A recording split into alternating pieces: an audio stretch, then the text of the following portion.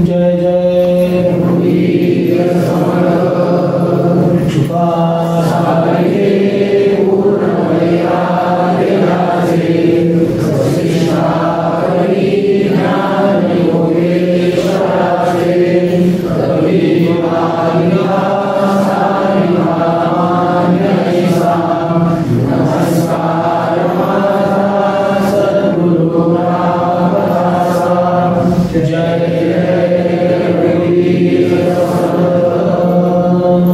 श्रीराम.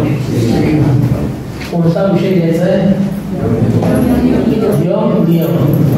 तर ज्यांचा योगाचा अभ्यास आहे त्यांना काही प्रश्न नाहीये, पण ते नवखे समजा कोणी असेल तर ते म्हणतील यमाला नियम सांगायला बसवले का?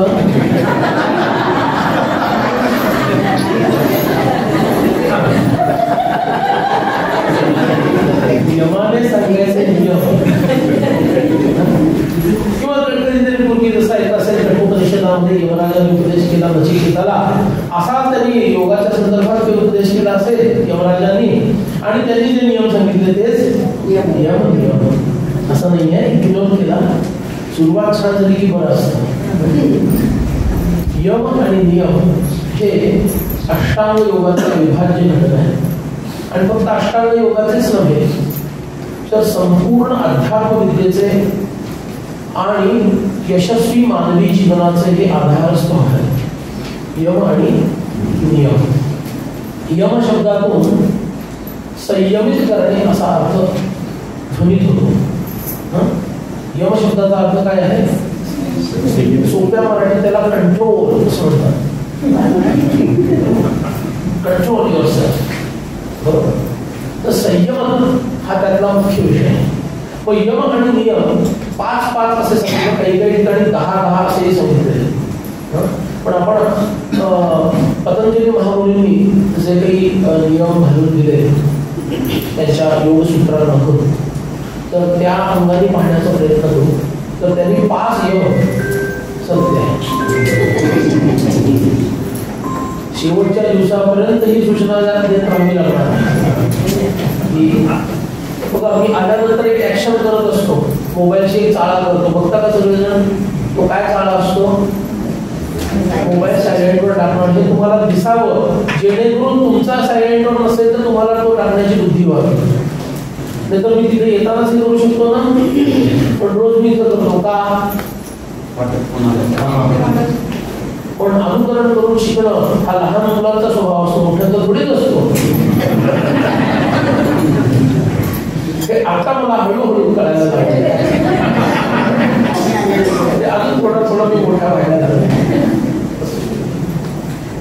तर यम आणि नियम काय आहे बाबा? हे यम आणि नियम आणि दोन वेगळे का सांगितले?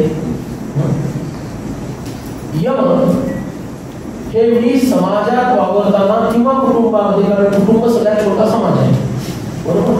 आपलं जे कुटुंब आहे त्याला सगळ्यात छोटा समाज म्हणतात, आणि बाहेरचा जो आहे हा आपला मोठा समाज आहे. तर यम हे मी समाजात कसं वागावं जेणेकरून माझ्या योगाभ्यासाला बाधा येणार नाही किमान प्रमाणात, आणि जर शक्य झालं तर त्याच्यात प्रगती होईल. किमान काय लक्ष्य आहे? बाधा निर्माण होणार नाही, अवरोध निर्माण होणार नाही, अडचण येणार नाही, असं माझं आचरण हवं. मग अशीच माणिकर गुरुजींनी जे काही सत्र घेतलं त्याच्यात आहार विहार हे विषय बोलले ना ते. तर ते विषय काय आहे? यमाच्या अंतर्गत येतात. माझं दुसऱ्याशी संभाषण कसं असावं, दुसऱ्याशी संपर्क कसा असावा, दुसऱ्याशी वागताना माझ्या योग प्रक्रियेमध्ये, माझ्या साधनेमध्ये दोष कसे निर्माण न व्हावे या संदर्भामध्ये मी जे करायला हवं त्याचे 5 विभाग केले, त्याला यम असं नाव दिलं. आणि मग नियम काय आहे?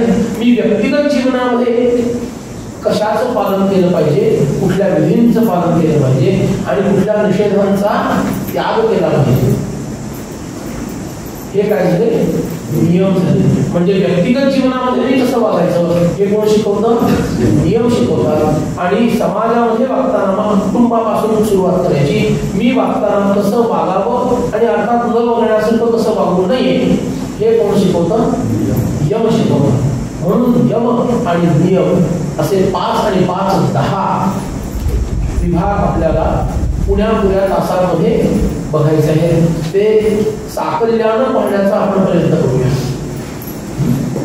साकल्यानं पाहण्याचा प्रयत्न करूया, कारण प्रत्येक विषय किमान 1-1 तासाचा बोलण्यासाठी. प्रत्येक विषय म्हणजे 10 प्रवचनं पाहिजे, 5 यम आणि 5 नियम समजून घ्यायला. आणि त्यातही ब्रह्मचर्य नावाचा जो यम आहे ना, तो जर समजून घ्यायचा असेल तर आपल्याला 5 स्वतंत्र प्रवचनं ठेवावी लागतील. इतकं ते मोठे विषय, पण ते साकल्याने पाहण्याचा आपण प्रयत्न करूया.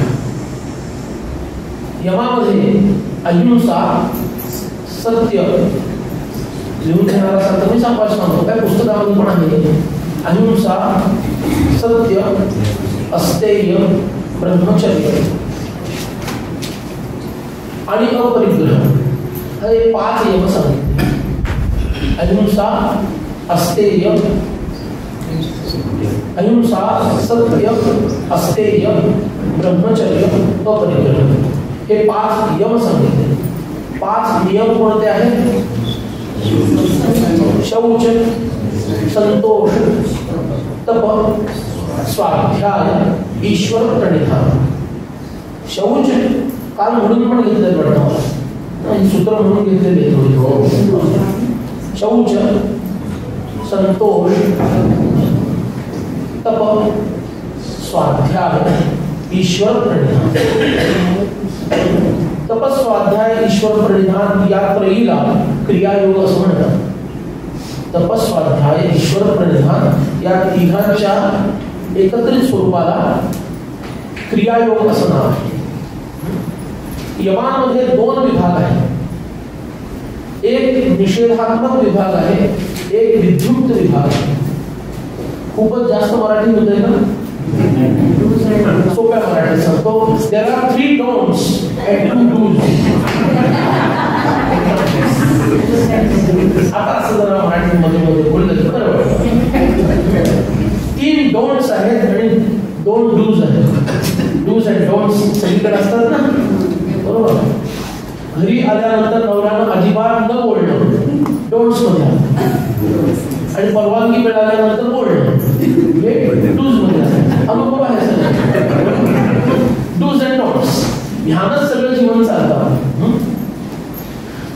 अहिंसा, अस्तेय, अपरिग्रह. प्रत्येकाच्या मागं काय लागलाय? अजेय कुवा.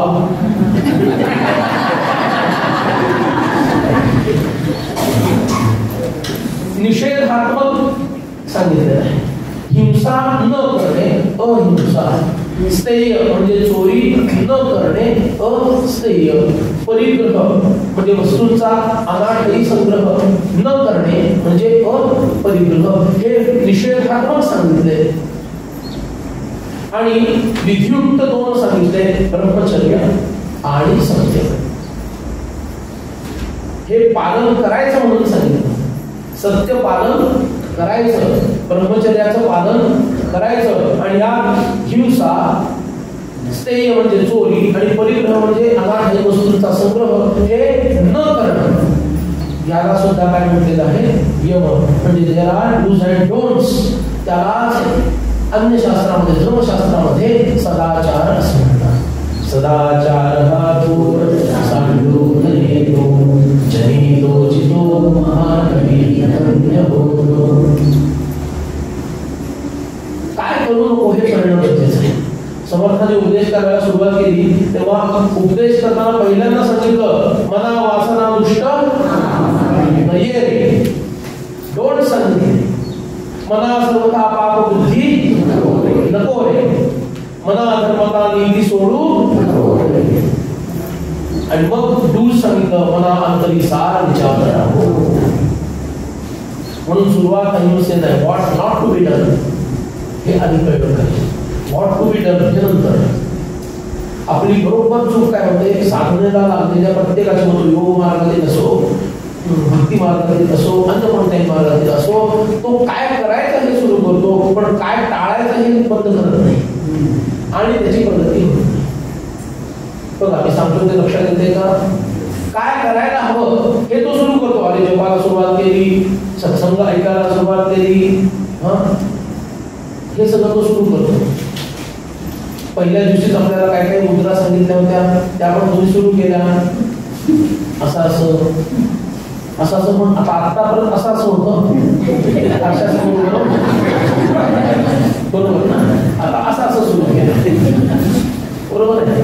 असो जे असेल तरी काय करायचं हे सुरू करतो, काय टाळायचं हे कोण करणार. म्हणून तुकोबांनी फार छान अभंगाचं एक चरण आहे, जेणे विठ्ठल मात्रा घ्यावी तेणे पथ्ये सांभाळावी. मात्रा याचा अर्थ जीवनाचं मात्र होऊ द्यायचं नसेल तर घेण्याच्या औषधाच्या प्रमाणाला मात्रा असं म्हणतात. ते मात्र घेतलं पाहिजे. त्याला मात्रा असं म्हटलं विठ्ठल नाम. जेणे विठ्ठल मात्रा म्हणजे विठ्ठल नाम रूपी औषध घ्यावं भवरोग घालवण्यासाठी. कोणता रोग आहे? भव नावाचा रोग आहे. तो घालवण्यासाठी ज्यालाही मात्रा घ्यायची आहे त्याला पथ्य मात्र सांभाळली पाहिजे. याचा अर्थ कुपथ्य करता कामा नाहीये. म्हणजे don'ts must be followed religiously. Don'ts अजिबात आपल्याला उपयोगाला नाही. त्याचा त्याग करता मला आला पाहिजे. त्यालाच वैराग्य असं सांगितलं. म्हणून अहिंसा हा पहिला नियम सांगितला. लोकांमध्ये वागताना मी कसं वागतो. एक आपण काम करूया. आता एवढ्या कमी वेळामध्ये 10च्या 10 होणं शक्य नाही. म्हणून ज्या एकाच्या प्राप्तीमुळे उरलेले 9 अनायास प्राप्त होणार आहे. या 10च्या संख्येमधील ज्या एकाच्या प्राप्तीमुळे उरलेले 9 अनायास प्राप्त होणार आहेत त्याचा थोडा अधिक विचार करू आणि उरलेल्या 9चा जेवढा वेळ आहे आपल्या सर्वांकडे माझं लक्ष असणार आहे. त्यांनी फोन केली, बुवा किती बोलताय, त्यांनी फोन केली त्याप्रमाणे मी पुढे जाणार एक एक मुद्दा घेऊन. तर शास्त्राने असं सांगितलं, काय तुमचं मत आहे चला तुम्हाला सांगितलं हे 10 आहे. तर एकेकाने एक एक नाव घेतलं की कुठलं तरी एक बरोबर येणारच. सगळ्यात सोपा उपाय. पण कुठलं एक असा यम अथवा नियम आहे की ज्याची अवधारणा झाली की मला 9 गोष्टी अनायास मिळणार आहे. काय तुमचं म्हणणं आहे? म्हणजे 10वाच नंबर पहिला करून टाकला होता. कोण ईश्वर प्रणिधान वाले? तुम्ही म्हणतो ठीक आहे. सत्य सत्य सत्य संतोष संतोष आता उरले चला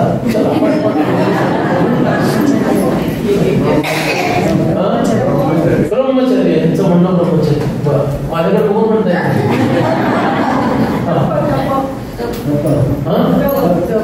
म्हणजे याचा अर्थ 10च्या 10 तुम्हाला योग्य आहे असं वाटतं असं म्हणूया. वेळ नको जायचं ना. शास्त्रांनी असं सांगितलं, ह्यांनी जे उत्तर दिलं ते अचूक उत्तर आहे.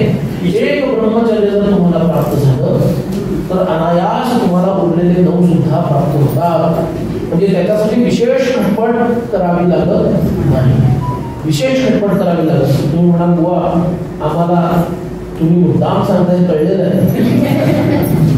कारण त्या विषयाचा आमचा तसा काही संबंध नाही आहे. ज्या आश्रमामध्ये आम्ही येऊन पडलो स्वतःहून पडला की कोणी ढकललं त्याची जपली मला माहिती नाही. पण त्याचा आणि आमचा काही संबंध नाही आहे म्हणून तुम्ही हा मुद्दा सांगताय का? तर असं आधी ब्रह्मचर्य म्हणजे काय आपण थोडक्यात पाहूया आणि त्यानंतर मग इतर गोष्टी कशा आपल्याला साधता येतील त्याचा विचार करू की ब्रह्मचर्य म्हणजे नेमकं काय. ब्रह्मचर्य शब्दामध्ये 2 शब्द आहेत बघा. कोणते? ब्रह्म आणि चर्य. सामान्य व्याख्या काय आहे? आता इथं पहिल्या दिवशी सांगितलं खूप योग शिकलेले साधन केलेले लोक आलेले आहे म्हणून मी विचारण्याचं धारिष्ट करतोय. काय ब्रह्मचर्य म्हणजे म्हणायचं? कशाला म्हणायचं? किंवा तुमची धारणा काय? कुठल्याही विषयात आसक्ती न ठेवणे. कुठल्याही विषयात आसक्ती न ठेवणे. यम नियम या प्रवचनाच्या विषयात आसक्ती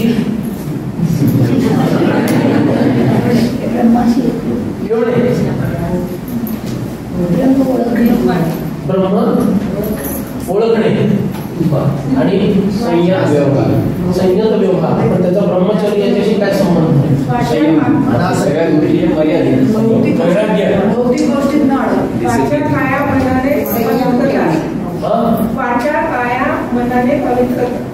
पावित्र्य राखणं. पण ब्रह्म आणि चर्य हे दोन्ही शब्द सोडून सगळं बोलत आहे. ब्रह्माला अपेक्षित असणार आचार्य, ब्रह्माला अपेक्षित असणार नियंत्रित करणे, नियम पाळणे, वेळेत येणे आणि लोकांनी वेळेत प्रवचनाला येणे आणि तुम्हाला वेळेत प्रवचन थांबवणे.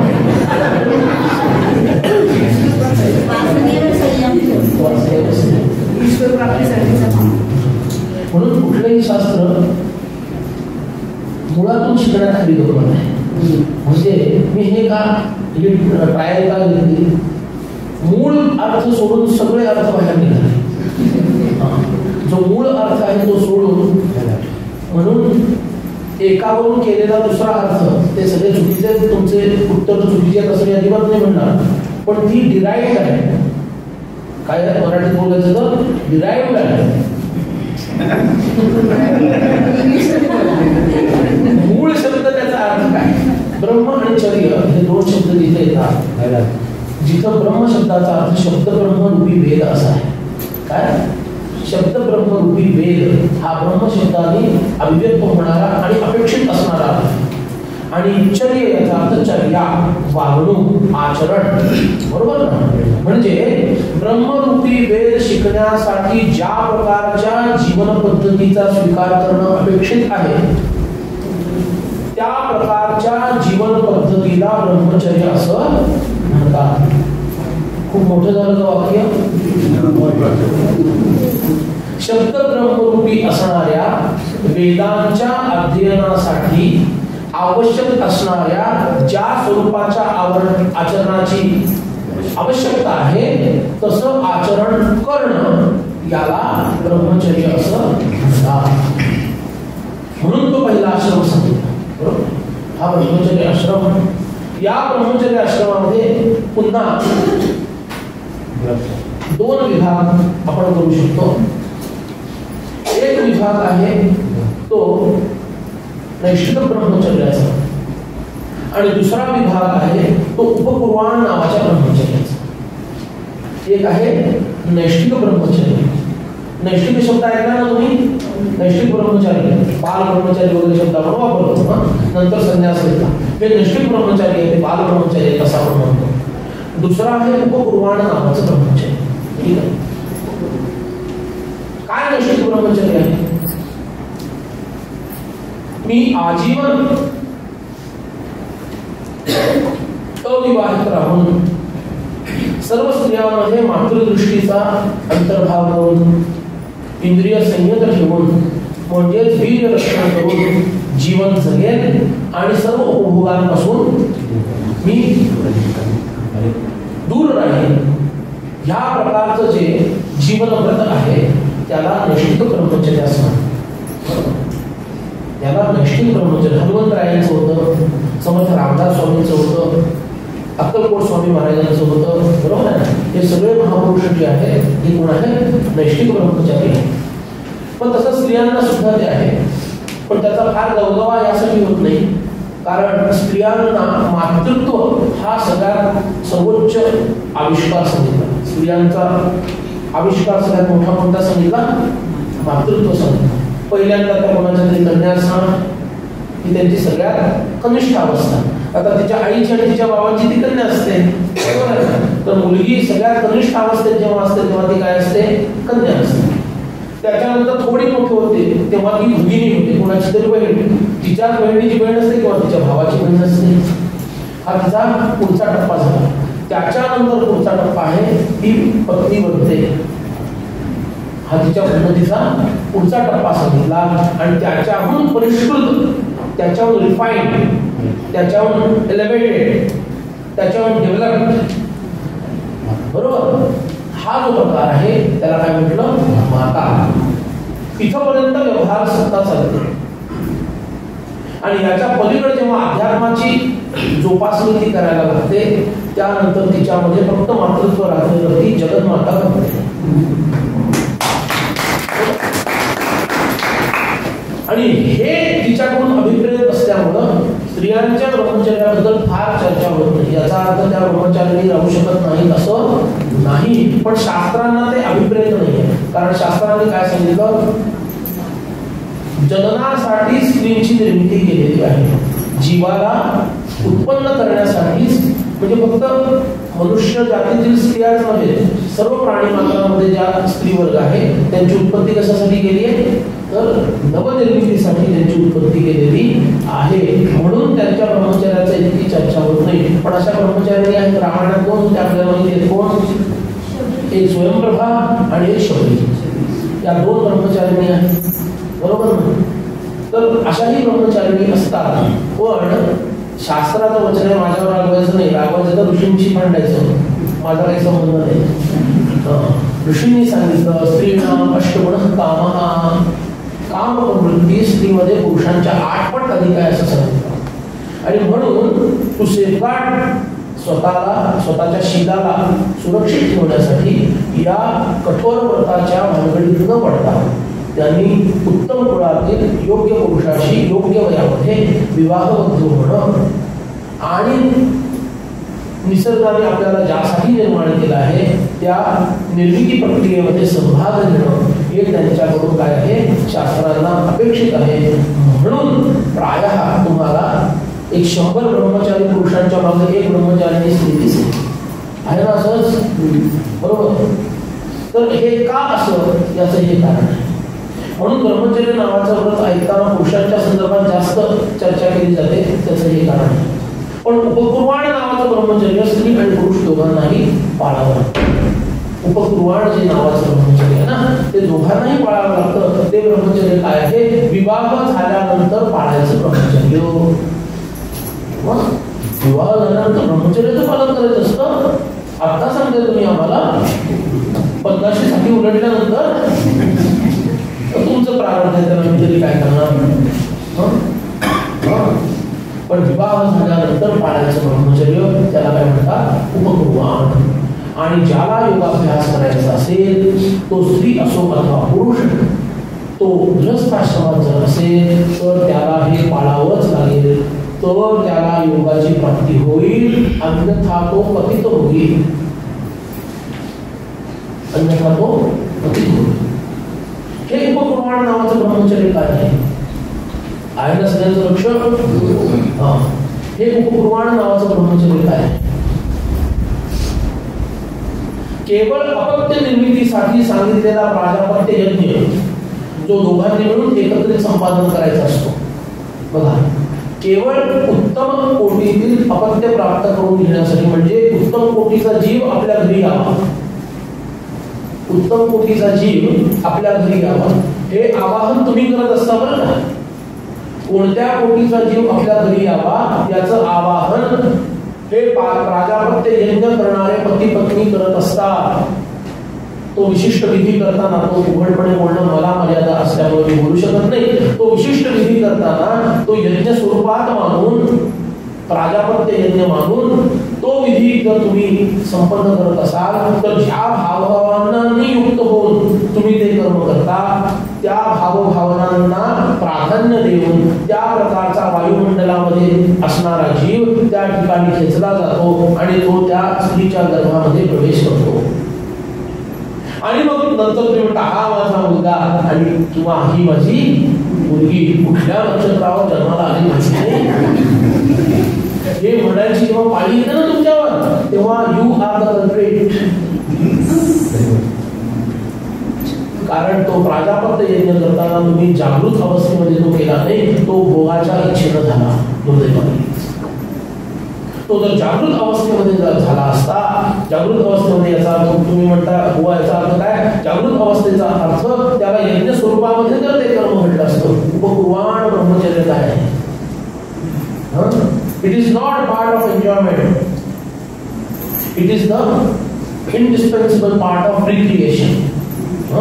पुनर्निर्मितीसाठी. कारण सध्या आपण ज्या पद्धतीचं जीवन जगत आहोत तिला मैथुनी सृष्टी नाव आहे, आणि देवता ज्या प्रकारचं जीवन जगतात ती संकल्प सृष्टी आहे. भगवान ब्रह्मदेवाने संकल्पाने सृष्टी निर्माण केली, बरोबर ना, स्त्रीपासून नाही निर्माण केली, बरोबर. देवी देवताची सृष्टी. आता भगवान गणपती कसे निर्माण झाले, कसे झाले, पार्वती मातेनं मळ काढला, त्याचा संकल्प केला, त्याला जीव निर्माण व्हावा, झाला निर्माण. संकल्प सृष्टीतून निर्माण झाले भगवान गणेश. ही सृष्टी सुद्धा संकल्पातून निर्माण झाली. म्हणून देवतांची असते ती संकल्प सृष्टी असते. पण तिथून पुढे ब्रह्मदेवांना सृष्टी वाढवता येईल म्हणून ते दुःखी झाले. तेव्हा नारायणाने त्यांना सांगितलं, आता आपण मैथुनी सृष्टीची निर्मिती करा. आणि मग मनुक आणि शतरूपा निर्माण झाले आणि त्यांच्या माध्यमातून मैथुनी सृष्टी निर्माण झाली, जी इथपर्यंत येऊन पोहोचलेली आहे.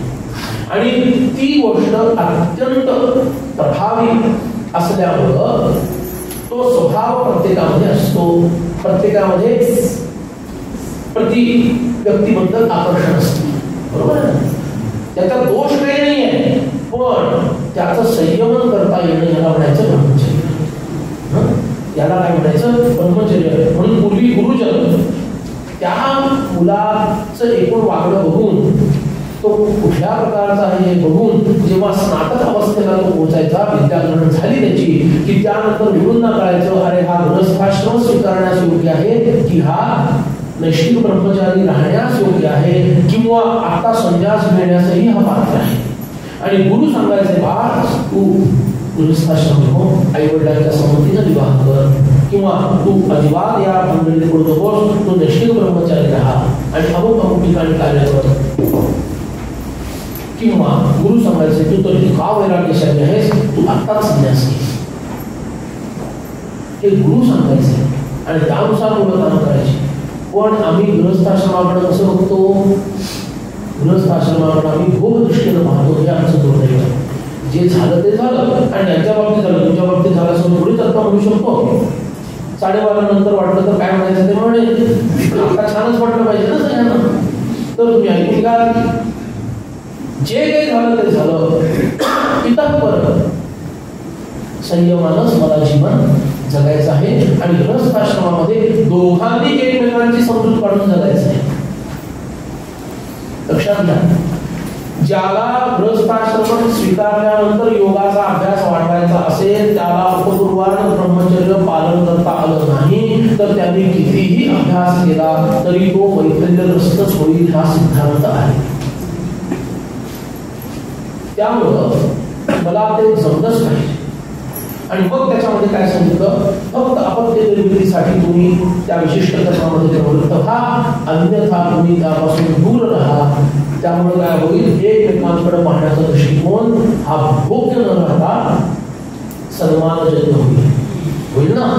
म्हणून बघा, मध्ये मध्ये पेपरमध्ये वगैरे कधीतरी वाचतो आपण, काय वाचतो, 60 नंतर खऱ्या वैवाहिक जीवनाचा अर्थ कळायला लागला. मी तर कितीतरी वेळा ऐकलेला आहे, म्हणलं काय उद्योग केले, का कळायला लागला? भोग्य दृष्टी गेली दोघांची, बरं का, एकाचीच नाही, दोघांची भोग्य दृष्टी गेली आणि साहचर्याची दृष्टी निर्माण झाली. ती दृष्टी साहचर्याचीच जर टिकवता आली तर तुम्हाला उपपूर्वाण नावाचं ब्रह्मचर्य साधता आलं. रामकृष्ण परमहंसदेव त्यांच्या गृहस्थ असणाऱ्या शिष्यांना हे सांगत, आवश्यक तितक्या अपत्यांची निर्मिती केल्यानंतर पती पत्नींनी भावा बहिणीसह राहावं. हे काय झालं? उपपूर्वाण नावाचं ब्रह्मचर्य झालं. हे पालन करता आलं पाहिजे. हे ज्या दाम्पत्याला पालन करता आलं त्याची शक्ती नैष्ठिक ब्रह्मचार्याच्याही कोडीची होऊन जाते. कारण दॅट इज मोर चॅलेंजिंग, बरोबर ना? That is more challenging. ह्याच्याकडे काहीच नाही आहे, करू शकतो, हा म्हणजे नैष्ठिक ब्रह्मचार्य. पण इकडं तसं नाही आहे. इकडं भोग्य वस्तू ह्याच्यासाठी ही आणि हिच्यासाठी हा, ही समोर आहे तरी सुद्धा त्यांनी दृष्टी आपली काय केलेली आहे, शुद्ध केलेली आहे, पवित्र केलेली आहे. आणि त्यामुळं तो भोग समोर असताना सुद्धा त्याला मनामध्ये ती इच्छा निर्माण होत नाही. ही मोठी सिद्धी आहे की नाही? त्याच्यासाठी गृहस्थाश्रम सांगितला आहे. भागवतामध्ये सुंदर प्रकरण आहे, श्रीमद भागवत या संदर्भात आहे. मुलं एका बापाला होती. विद्या अर्जन केलं त्या मुलांनी. गुरुजींनी सांगितलं तू गृहस्थाश्रमी तुम्ही होण्यास योग्य आहात. मुलं घरी आली. काही दिवस मुलांनी वडिलांच्या व्यवसायामध्ये, कारण तेव्हा वडिलोपार्जित पद्धती होती, बरोबर ना. आता काय झालेलं आहे, बाप डॉक्टर आहे तर मुलगा इंजिनियर आहे आणि नातू वकील आहे, बरोबर. कुणाचाच कोणाला ताळमेळ नाही आणि कोण नक्की काय होणार आहे याची माहिती नाही. आणि ह्याला विकास म्हणायचं पण आमचं काहीच म्हणणं नाही. अशी परिस्थिती. ही मुलं घरी आली, चांगली विद्या शिकलेली आहेत माझ्या मुलाच्या वडिलांना खूप संतोष झाला. खरंच या मुलांना जर याचा विवाह करून दिला आपण तर ही मुलं उत्तम गृहस्थाश्रमी होते. हा वडिलांना विश्वास बसला आणि त्यांनी एक दिवस डिक्लेअर केलं, मुलांना मी तुमचा विवाह करून देणार आहे. ही तर गुडघ्याला वाशिंग बांधूनच होती. असे नव्हते बरं, असे नव्हते. ते म्हणाले बाबा तुम्ही आमच्या विवाहाचा विचार करत आहात. हो, तुमचा विवाह करायचा आहे मला. ते म्हणाले आम्हाला 1 वर्ष फक्त द्या. का? मागची प्रकरण मिटवून देतो.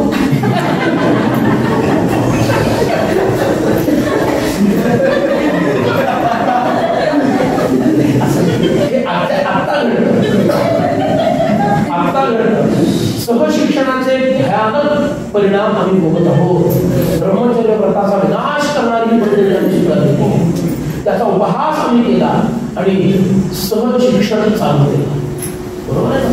सहशिक्षण याच्यासह ती तिच्यासह तो एकाच बेंचवर मुलाला आणि मुलीला पण बसवतात. का? त्यांची मैत्री व्हावी आणि एकमेकांबद्दलचं मत पवित्र व्हावं. डोंगल्याचं पवित्र होणार काय खुलचट कल्पना घेऊन आपण जीवन जगत आहोत. या मुलांनी अद्भुत असं एक वाक्य काढलं, तुम्हाला आश्चर्य वाटेल. ही मुलं म्हणाली बाबा आम्ही पहिल्या आश्रमातून दुसऱ्या आश्रमात प्रवेश करत आहोत, म्हणजे कनिष्ठ आश्रमातून वरिष्ठ आश्रमात प्रवेश करत आहोत. त्याची योग्यता आमच्यामध्ये यावी म्हणून आम्ही पश्चिम समुद्रावर जाऊन 1 वर्ष तपस्या करू. पश्चिम समुद्रावर जाऊन 1 वर्ष तपस्या करू आणि आम्हाला गृहस्थाश्रमाचा अधिकार तेव्हा प्राप्त होईल आणि नंतर आल्यानंतर आम्ही काय करू, गृहस्थाश्रमात प्रवेश करू. 1 वर्षाची तपस्या. का? आतापर्यंत विषय समोर नसताना ब्रह्मचर्याचं पालन झालं, आता विषय समोर येणार आहे स्त्री रूपाने आणि अर्थात तिच्यासाठी पुरुष रूपाने येणार आहे. त्यावेळेला आमची धारणा पक्की हवी आणि उपपूर्वाण स्वरूपातलं जे ब्रह्मचर्य आहे ते पालन करण्यास आम्ही पात्र असावं. याच्यासाठी म्हणून जे विशेष अभ्यास करण्याची गरज आहे, तपस्या करण्याची गरज आहे, ती करण्यासाठी आम्ही समुद्रावर जातो आणि तपस्या करतो. हे आम्ही आमच्या मुलांच्या विवाहाच्या आधी शिकवलं, त्यांना सांगितलं. पण आमच्या विवाहात, आमच्या म्हणजे तुमच्यावर तुमच्या विवाहाच्या आधी तुम्हाला कोणी सांगितलं?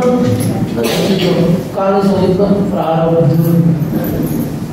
पण जे झालं ते झालं. इथून पुढच्या पिढ्यांनाही सांगितलं तो गृहस्थाश्रम आहे, तो आश्रम आहे, तसं जीवन जगा. आणि म्हणून ब्रह्मचर्य आश्रमाचा अनन्य साधारण महत्व आहे. हा उपपूर्वाण स्वरूपाचा आश्रम. नैष्ठिक ब्रह्मचर्य हे संन्यासाच्या तुल्यबळच मानलेलं आहे. एक पत्नी व्रत हे पुरुषांसाठी आणि पातिव्रत धर्म स्त्रियांसाठी हा गृहस्थाश्रमातील उपपूर्वाण स्वरूपाचं ब्रह्मचर्य आहे.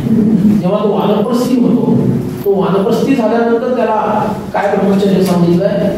त्यांनी सर्व स्त्री पुरुषांमध्ये, म्हणजे पुरुषांनी स्त्रीमध्ये, स्त्रियांनी पुरुषांमध्ये फक्त एकच मातृस्वरूप स्थिर करणं, हे काय झालं? त्याचं वानप्रस्थातील ब्रह्मचर्य झालं. आणि संन्यास आश्रमातील ब्रह्मचर्य त्याच्याहून श्रेष्ठ आहे. ते आहे स्त्री देह असो अथवा पुरुष देह असो, यांना देहरूपात न पाहता ब्रह्मरूपात पाहणं. यांना देहरूपात न पाहता ब्रह्मरूपात पाहणं. आपण देह पाहतो, संन्यासी देहात पाहतो. काय फरक आहे? आपण कुणाला पाहतो? देहाला पाहतो. संन्यासी देहाला पाहत नाही, तो देहात पाहतो. देहात तेच तत्व दिसतं जे माझ्या तत्व आहे. माझ्या देहात जे तत्व आहे तेच तत्व त्याला त्याच्याही समोरच्या देहात दिसतं. म्हणून ते आत्मदृष्टीनं पाहणारे असतात. हे संन्यासाला दिलेलं ब्रह्मचर्य आहे. या प्रकारचं जर ब्रह्मचर्य आपण पालन करू शकतो तर याचा अनन्यसाधारण महत्त्व जीवनामध्ये आहे.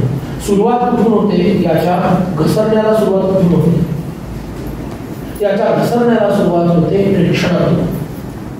एक असतं ईक्षण, दुसरं असतं प्रेक्षण. ईक्षण म्हणजे काय?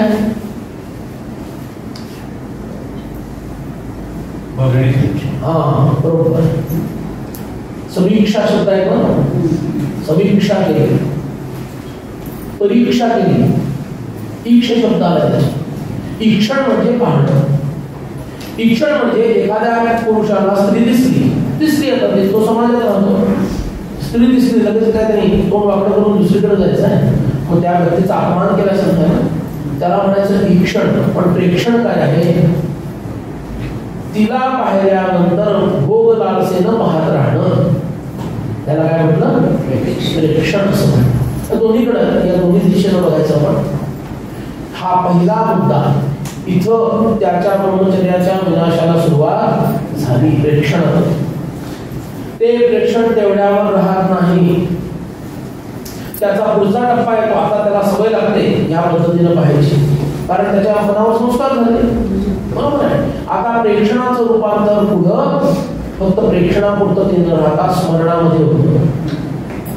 आणि मग तो एकांतात असेल त्यावेळेला त्याच रूपाचं स्मरण करायला लागतो. हा त्याचा दुसरा टप्पा. आता त्याला व्यसन जडायला लागलं. त्याला काय झालं? व्यसन जडायला लागलं. आणि इथंपर्यंत तरी त्याला आवडता येईल, पण पुढची जर सवय त्याला लागली तर आता त्याची घसरगुंडी पक्की ठरलेली आहे. ते म्हणजे कीर्तन. कीर्तन शब्दाचा अर्थ आता इतकं स्मरण झालं, इतकी ती चटक लागली की आता तो शांत बसत नाही. आता त्याला अशा चटोर लोकांबरोबर ह्या विषयावर बोलावंसं वाटायला लागलं आणि तासन तास तो याच्यावर बोलू लागला. ज्यांना ज्यांना हिंदीतील आणि मराठीतील या प्रकारचे चित्रपट पाहण्याची आवड आहे त्यांनी स्वतःला कीर्तन अवस्थेपर्यंत पोहोचलेला मानावं. To be frank and clear. बघा, मी कुठल्या पायरीवर आहे हे मला जोपर्यंत कळणार नाही, माझा रोग किती आतपर्यंत गेलेला आहे, फक्त चामडीवरचा आहे का मांसात गेलेला आहे का रक्तात गेलेला आहे की स्नायूंपर्यंत पोहोचला आहे की त्याच्या पलीकडे असणाऱ्या चरबीपर्यंत गेलेला आहे की त्याच्याही पलीकडे असणाऱ्या मज्जासंस्थेपर्यंत गेलेला आहे की हाडापर्यंत गेलेला आहे, हे जोपर्यंत मला कळणार नाही तोपर्यंत त्याला आवश्यक असणारा औषध किंवा सर्जरी मी करेन का? म्हणून मला कळलं पाहिजे मी कुठेपर्यंत पोहोचलोय. दूरदर्शनवरच्या भिकारण्या मालिका पाहण्यामध्ये ज्यांना रस आज आहे, माझे बोलणं थोडं कठोर वाटेल तुम्हाला, पण पर्याय नाही. काही काही गोष्टी स्पष्ट बोलाव्या लागतात. या मालिका पाहण्यामध्ये ज्यांना रुची आहे त्यांनी समजावं की माझा रोग कुठेपर्यंत पोहोचलाय? कीर्तन अवस्थेपर्यंत पोहोचलाय. आता एक धक्का मारायची फक्त बाकी आहे, म्हणजे मी हाड खालीच पडणार आहे बस. म्हणून जागा व्हायची गरज आहे. पहिल्यांदा प्रेक्षण, त्यानंतर स्मरण आणि त्यानंतर कीर्तन. अष्टमैथुनाचा विचार शास्त्रात सांगितला. जो या 8 मैथुनांपासून परावृत्त आहे तो ब्रह्मचारी. अष्टमैथुन विचार. दर्शनम स्पर्शनम केली, कीर्तनम गुह्य भाषण, संकल्प दिवसायोज, क्रिया निष्पत्ती देवच. हे 8 प्रकार सांगितले चढत्या क्रमाने. सर्वप्रथम दर्शन. काय सांगितलं? दर्शन. आसक्त बुद्धीने एखाद्याकडं पाहणं, तिथून सरळ सुरू. दुसरा त्याच्या पुढचा टप्पा स्पर्शन. त्या व्यक्तीला जवळ निकट बोलवून तिचा स्पर्श व्हावा अशी इच्छा निर्माण होणं, हा पुढचा टप्पा स्पर्श. केली. आता तेवढ्यावरच नाही, समोरच्याकडून पण आपल्याला सकारात्मक अशा संवेदना जर प्राप्त होत असतील तर पुढचा टप्पा काय आहे? केली म्हणजे खेळ खेळणं. मुलींबरोबर मुलांनी खेळ खेळणं. ब्रह्मचर्य आश्रमाचा विघात विनाश आहे त्याच्यामध्ये. टेनिस सारखे खेळ आहेत, बास्केटबॉल आहे, वेगळे वेगळे खेळ, कबड्डी सारखे खेळ आहेत, जिथं काय होईल अंग प्रत्यंगाचं दर्शन स्पष्टपणे होईल. केली खेळ सुरू झाले, पुढचा टप्पा आला. त्याच्यानंतर कीर्तन. कीर्तन म्हणजे त्याबद्दल चर्चा सुरू झाली, गप्पा गोष्टी सुरू झाल्या, चित्रामध्ये आचरण काहीतरी गोष्टी सुरू झाल्या. हा त्याचा पुढचा टप्पा आला. त्याच्या पुढचा टप्पा काय सांगितला? गुह्य भाषण.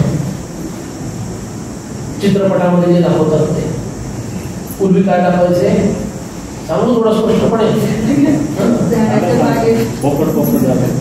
सगळं ते नाचत नाचत जातात झाडाच्या मागे. ते जे आहे ते जे अभिप्रेत होतं की लोकांनी समजून घ्यावं ते आता झाडाच्या पुढे आणलेलं आहे.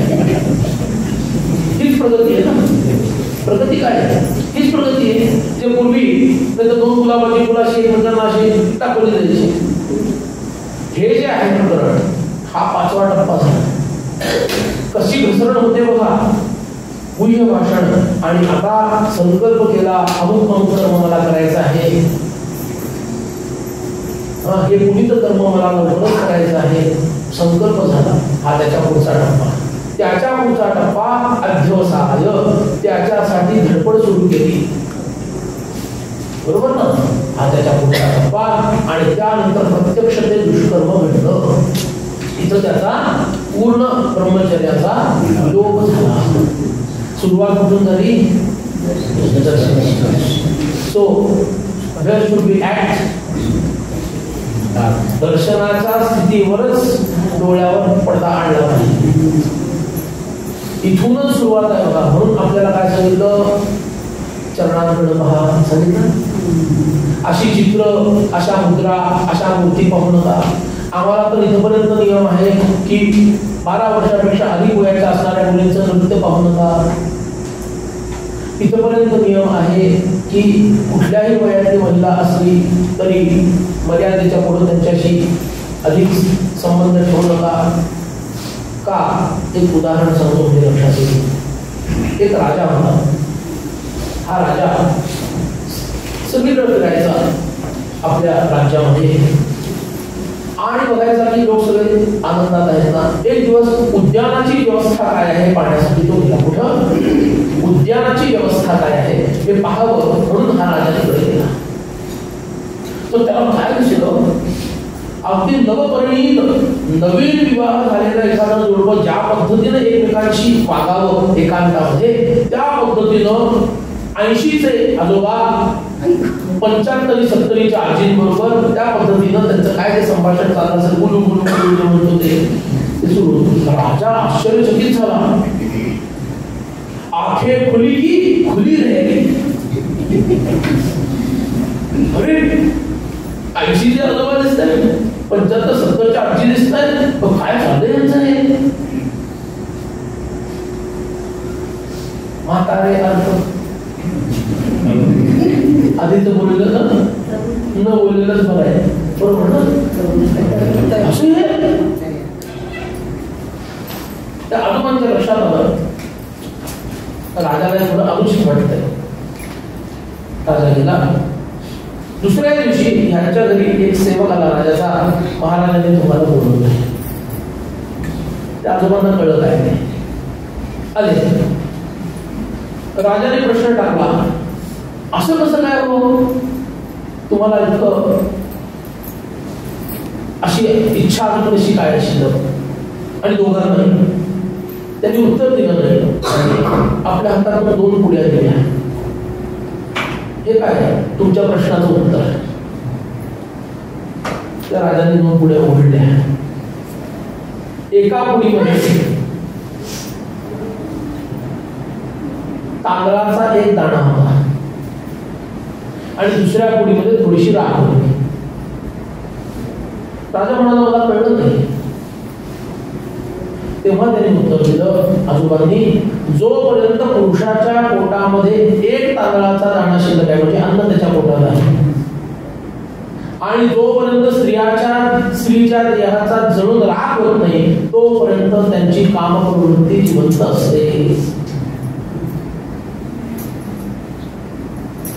त्याचा वयाशी संबंध नाही. मनाच्या स्तरावरती हे घडत राहतो, विचारांच्या स्तरावरती हे घडत राहतो. म्हणून ज्याला योगशास्त्रामध्ये पुढे जायचं आहे त्यांनी याच्यावर ताबडतोब आघात करायला हवा. आणि तो आघात 3 पद्धतीने करतात. पहिलं आहे त्याला म्हणतात प्रतिपक्ष भावना, दुसरं आहे त्याला म्हणतात प्रतिप्रसव, आणि तिसरं आहे त्याला म्हणतात ध्यान. या सर्व गोष्टी पतंजली महामुनींनी सांगून ठेवलेल्या आहेत. त्यातच मी तुम्हाला सांगतो. पहिलं काय सांगितलं? प्रतिपक्ष भावना. प्रतिपक्ष भावना म्हणजे एखाद्या तरुणाला काही आकर्षण असे स्त्री वाटली तर त्याने प्रतिपक्ष भावना करायची, ही माझी माता आहे. काय भावना करायची? तिच्याबद्दल तर कधीच दुष्ट विचार येणं जीवनात कधी शक्य नाही आहे, असं ते स्थान आहे. बरोबर आहे ना? तर प्रतिपक्ष भावना त्यांनी केलं पाहिजे. दोन्ही साईड मी सांगितलं, इकडून असं आणि असं, हे प्रतिपक्ष भावना त्यांनी करता आलं पाहिजे. दुसरी पद्धती आहे प्रतिप्रसव. प्रसव याचा अर्थ जन्म. या भावनेचा जन्म कुठून झाला? चित्तातून झाला. त्या मुळापर्यंत पोहोचायचं त्याचा अभ्यास आहे ना. आता योगशास्त्राचा अभ्यास जे करतात त्यांच्यासाठी ते चाललेलं आहे. बरोबर आहे ना? म्हणून त्यांनी कुठपर्यंत जायचं? त्या मनाच्या त्या जिथून तो स्पंद निर्माण झाला, दर्शन घडलं, त्याचा परिणाम आतमध्ये झाला आणि मनामध्ये काय स्पंद निर्माण झाला? भोग इच्छा निर्माण झाली. बरोबर आहे? की जी अनुचित आहे, अशास्त्रीय आहे, बरोबर, ती जी इच्छा निर्माण झाली तिकडे त्याचं लक्ष गेलं. ती जिथून निर्माण झाली तिथं अटॅक करायचा, म्हणजे सर्जिकल स्ट्राईक करायचा. बरोबर आहे? आतंकवादी इथं यायच्या, त्यांच्या त्या मुख्य ठाण्यावरच अटॅक करायचा, त्याच्यावरच मिसाईल्स मारायच्या. आता अशा येतील कसे ते बघा. प्रतिप्रसव ही पद्धती अवलंबायची. आणि तिसरं सांगितलं ध्यान. याचा अर्थ आपली जी आराध्य देवता आहे तिचं ध्यान करायचं. तिचं जर ध्यान करायला लागलो तर हे सर्व नकारात्मक विषय आपल्या मनातून काय होतात? हळूहळू निघून जातात.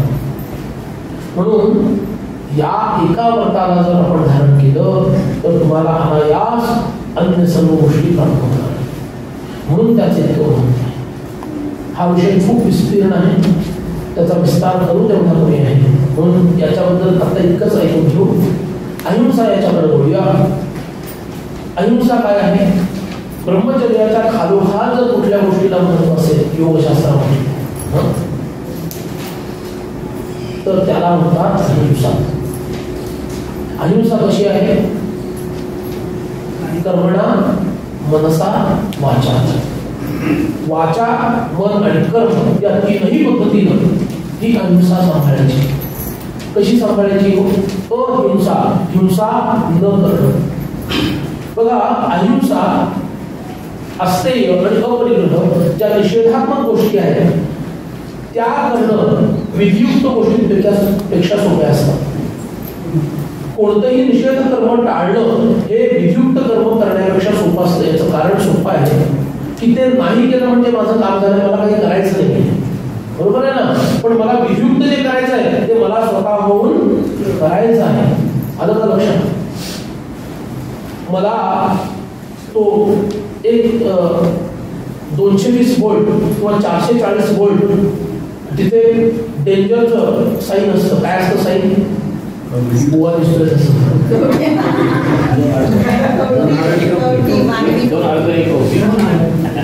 दोन हाडं अशी क्रॉस मध्ये, सरळ नाही, क्रॉस मध्ये, आणि माणसाची कवली. बरोबर आहे ना? तो काय सांगितलं तिथं डेंजर, इथं हात लावू नये. एकदा ते मला कळलं की माझ्या डोक्यात ते राहतं का सारखं काम करताना, राहतं का काम करताना ते सांगत मला इथं हात लावायचं नाही, मला इथं हात लावायचं नाही, मला इथं हात लावायचं नाही. राहतं डोक्यात हात लावायचं नाही कळलं. पण जे कर्म करायला हवं, कोणतं कर्म करायला हवं? कितीही भूक लागली असली तरी चेहऱ्यावर त्याची थोडी सुद्धा भावना न देता मी लक्षपूर्वक प्रवचन ऐकत आहे असं बुवाला वाटायला लावणं. ऐकत आहे असं म्हणतच नाहीये, त्याला वाटायला लावणं.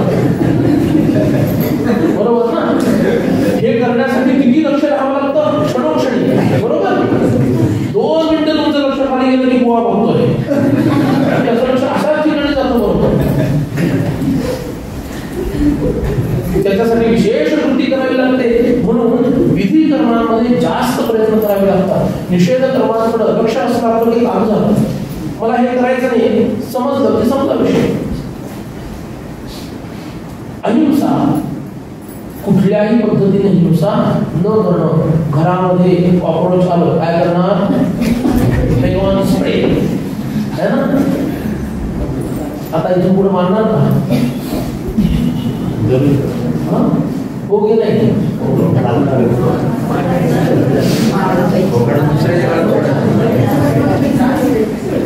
इतकं सगळं सांगितलं.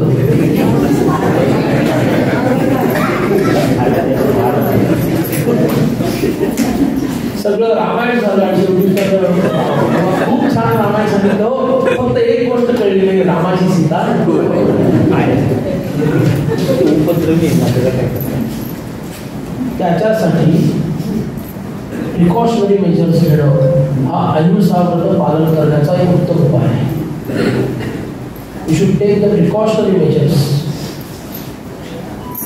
माझ्या घरातल्या बिचाऱ्या जुळाला राहावंसच वाटू नये, फालतू घर आहे असं त्यांनी म्हणावं. कुणी जुळला असं जर मी घर सांभाळलं तर काय होईल? हिंसेचा दोषही लागणार नाही आणि माझ्या तब्येतही बिघडणार नाही, घरातल्यांच्या तब्येतही बिघडणार नाही. Precautionary major is important. किंवा तुम्ही काय करू शकता, अलगदपणे त्याला हातात नका घेऊ, उंदराला त्याला हातात नका घेऊ, अलगदपणे झाडून घ्या. आणि हे काम नवऱ्याला सांगायचं असतं, ते त्याच्यात एक्सपर्ट असतात. मी तर असं ऐकलेलं आहे की नवरा बायकोला घाबरतो, बायको झुरळाला घाबरते, झुरळ नवऱ्याला घाबरतो.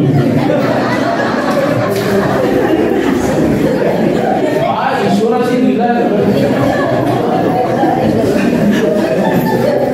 हा हिला घाबरतो, ही त्याला घाबरते, ते ह्याला घाबरतो.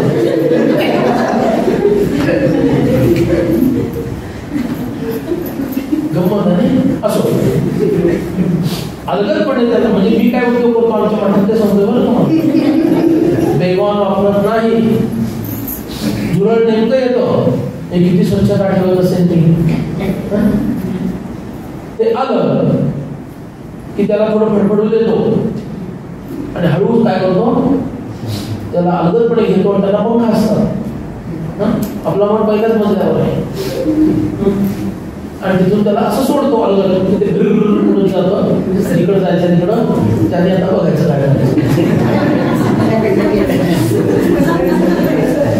माझा प्रॉब्लेम सोसायटीची जबाबदारी आहे जुळलं न होण्याची, आहे ना. त्याचे पैसे भरतो ना आपण, इतके तर भरतो आपण पैसे त्याच्यासाठी. असो विनोदाचा भाग सोडतो. अहिंसा कुठल्याही जीवाची हिंसा माझ्याकडून होता कामा नाही. याच्यामध्ये दोन प्रकार सांगितले, एक व्रत आणि दुसरं महाव्रत.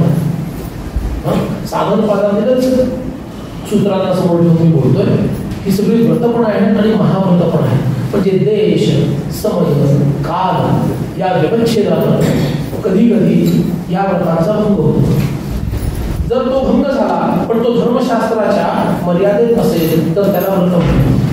पण त्या धर्मशास्त्राची मर्यादा ओलांडून सुद्धा मी तो व्रतभंग होऊ दिला, ज्याची अवधारणा करण्यासाठी आहे. आणि योगशास्त्र हे व्यक्तीचं उत्कर्ष करण्यासाठी. म्हणजे कुठल्याही अवस्थेमध्ये मी अहिंसेचं व्रत पाळणं म्हणजे काय झालं, ते महाव्रत झालं. पण विशिष्ट परिस्थितीमध्ये माझ्याकडून जर हिंसा घडली तर ते काय झालं, व्रतभंग राहिलं. पूर्वी यज्ञ यागातील असत, त्यामध्ये सामिष काही यज्ञ असत, त्यावेळेला राजाला ते यज्ञ करणं भाग असे. त्यावेळेला जर राजाने ते यज्ञ केले तर त्याच्यात जी जीव हत्या झाली ती समयावच्छेदेनं हत्या झाली. त्यामुळं इतर वेळेला त्यांनी कुठलंही हत्या केली नाही तर त्याला काय म्हटलं, व्रत म्हटलं. पण जेव्हा तो वानप्रस्थी होतो आणि सर्वधैव तो त्याचा त्याग करतो आणि अहिंसेचं पालन करतो, त्यावेळेला त्याला काय म्हटलं, महाव्रत असं म्हटलं. म्हणून ज्यांना योगाभ्यासामध्ये खूप प्रगती करायची आहे त्यांनी महाव्रताचं पालन करावं आणि कुठल्याही परिस्थितीमध्ये अहिंसा व्रताचा भंग होणार नाही याचा विचार करावा. आता वाणीच्या दृष्टीने अहिंसा काय आहे, दुसऱ्याचं मन न दुखावलं. ठीक आहे, वाणीचं अहिंसा आहे. गोंदवलेकर महाराज नेहमी सांगायचे, कर्मचैतन्य महाराज नेहमी सांगायचे, लोक चातुर्मासामध्ये मी कांदा सोडला, मी लसूण सोडला, बरोबर ना, मी भाजरायचं सोडलं, आहे असं लोक व्रत घेतात. ते काय झालं, व्रत झालं. या भाषेत, या परिभाषेत बोलायचं तर काय झालं, ते व्रत झालं. महाराज म्हणायचे, मी या 4 महिन्यामध्ये कुणाचंही चित्त दुखवणार नाही, असं तुम्ही व्रत घ्या. भगवंताला ते खूप आवडलं. महाराजांनी काय सांगितलंय, भक्तीच्या अंगानं योग शिकवला की नाही, भक्तीच्या अंगानं योगच महाराजांनी शिकवला. मी कुणाचंही चित्त दुखवणार नाही. आणि एकदा का त्या 4 महिन्यांची स्थिती आमच्या लक्षात आली, त्याची सवय लागली, ती नंतर आयुष्यभर ते टिकते. महाराजांना माहिती आहे, म्हणून सांगताना 4 महिने सांगितले. अरे हे इतकं छान आहे, याचा अनुभव आल्यानंतर माणूस ते सोडायला तयार होईल का कधी. आता सज्जनगड इतका छान आहे हे कळल्यानंतर तुम्ही सोडाल का होतो, बोला बघा, नाही म्हणता. इतके हुशार लोक रे तुम्ही, काय बोलता आम्ही ठेवून घेतलं म्हणतात. याला म्हणायची चलाकी. असं हे बघा, नाही तर आम्ही ठेवून घेतो ना, पुढे तुम्ही राहू शकता. तो आत बसलेला जो आहे त्याला वाटलं तरी तो राहू शकतो, बाकी इथं कुणाचं काही करत नाही. त्यांना वाटलं तर तुम्ही जाई जाईपर्यंत परत या, आणि आता राहणार कायमचा म्हणेपर्यंत कधी उतरायची वेळ सांगता येत नाही. सगळं त्याच्या इच्छेनं चालतो. कुणाचं चित्त मी दुखवणार नाही, हे जे व्रत आहे ना माझ्या वाणीनं, ती वाणीची अहिंसा आहे. आणि मानसिक अहिंसाचं खूप मोठं व्रत आहे. मनाने सुद्धा कोणाला न दुखणं फार मोठा अहिंसा झालं. आता पुढचं सत्य. सत्यम ब्रूयात्, प्रियम ब्रूयात्, न ब्रूयात् सत्यम प्रियम, प्रियम च नामृतम ब्रूयात्, एष धर्मः सनातनः. ज्यांनी लिहून घ्यायचं त्यांच्यासाठी हळूहळू सांगतो. सत्यम ब्रूयात्, प्रियम ब्रूयात्, ब्रूयात् न ब्रूयात् सत्यम प्रियम, न ब्रूयात् सत्यम अप्रियम, प्रियम च न अनृतम ब्रूयात्, एष धर्मः सनातनः. मना सर्वदा सत्यवाचे वदावे, मना सर्वदा मिथ्य सोडून द्यावे. योगशास्त्र सांगतात समर्थ मनाच्या श्लोकात. सर्वदा सत्यवाचे वदावे आणि मिथ्य ते सोडून द्यावे. एक सुंदर सिद्धांत महाभारताने आपल्या समोर ठेवला आताच्या श्लोकातून. सत्यम ब्रूयात्, कधीही खोटं बोलू नये. आपण हे सगळे नियम लहान मुलांना लागू केले बरं, आणि आम्ही मात्र मोकळे झालो नाही. बुवा व्यवहारात हे सगळं करावं लागतं, करावं. आणि इकडं कितीही ध्यान लावा आणि किती फासफूस म्हणून प्राणायाम करा, काय वाटेल ते करा, काय वाटेल ते करा. शारीरिक रोग निवारणाच्या पलीकडे काहीही मिळणार नाही. आणि स्वतःची म्हणजे काय, दुःख स्वतःची फसगत करत राहा. भगवंत बघतोय. पहिल्यांदा सांगितलं सत्यम ब्रूयात्, कधीही खोटं बोलायचं नाही, सत्यच बोलायचं. पण सत्य कसं बोलायचं, प्रियम ब्रूयात्, प्रिय असणारं सत्य बोलायचं. लगेच त्याच्यावर एक अमेंडमेंट आली पुढे, सत्य बोलावं. तो महामूर्ख आहे बिचारा, महामूर्ख, लगेच बोलायचं नाही तो महामूर्ख आहे. मग काय लगेच पुढे सांगितलं प्रियम ब्रूयात्. हा, सत्य बोलायचं आहे पण न दुखेल असं प्रिय, तेवढंच सत्य बोलायचं. सत्यम ब्रूयात्, प्रियम ब्रूयात्, न ब्रूयात् सत्यम अप्रियम, पण अप्रिय असणारं सत्य बोलू नये. बुवानी कधीही सांगायचं नसतं की 12:30च्या पुढेपर्यंत प्रवचन चालणार आहे, जरी गेलं तरी न ब्रूयात सत्यम अप्रियम. अरे 12:30 आवडतं घेतो असं म्हणायचं असतं शेवटी, बोलून दाखवायचं नसतं. न ब्रूयात सत्यम अप्रियम. पहिल्यांदा काय सांगितलं? सत्य बोला. पुढं काय सांगितलं? प्रिय बोला. म्हणजे अप्रिय बोलू नका. जरी ते सत्य असलं तरी अप्रिय बोलू नका. न ब्रूयात सत्यम अप्रियम. प्रिय बोला. बाबा थापा मारा ते पण नाही सांगणार. प्रियमच नानृतम ब्रूयात. प्रिय आहे म्हणून काय वाटेल ते थापा माराल तुम्ही, तर नाही सांगणार. प्रियमच न अनृतम ब्रूयात. एष धर्मः सनातनः. ह्या पद्धतीनं आपल्याला बोलायची वेळ येते आणि ह्या सर्व चौकटीत जे बसत नाही त्यावेळेला काय करावं? मनारे जनी मौन मुद्रा धरावी. चुप बसावं. सत्य बोलायची सोय नाही, प्रिय बोलायची सोय नाही. असत्य तर बोलायचंच नाहीये. सत्य बोललो तर अप्रिय होणार आहे म्हणून बोलता येते. प्रिय बोलायचं तर खोटं बोलणं होणार आहे, तेही बोलता येते. अशा वेळेला काय करायचं?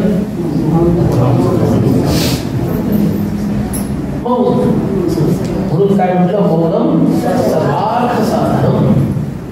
का? अप्रिय सत्य न बोलण्याचा हा एक उपाय आहे. म्हणजे त्याला काय बोलतो? हा ज्या अर्थी बोलत नाही त्या अर्थी काहीतरी गडबड आहे. एवढं जरी आम्हाला पाळता आलं ना तर खूप काही मिळवलं. समोर अप्रतिम उद्देश केलेला आहे. ही ओळख प्रत्येकानं लक्षात ठेवावी.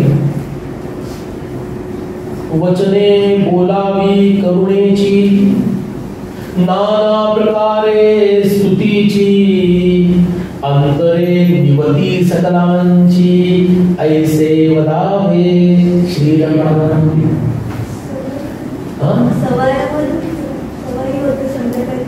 सवय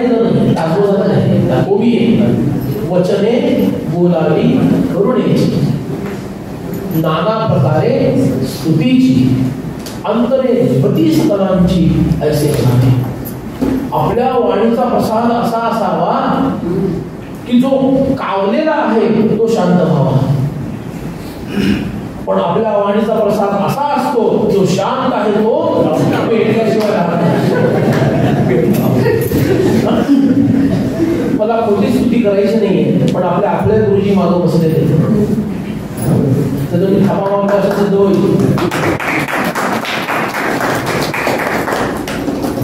ते मागं बसलेले त्यांना हे साधलेलं आहे.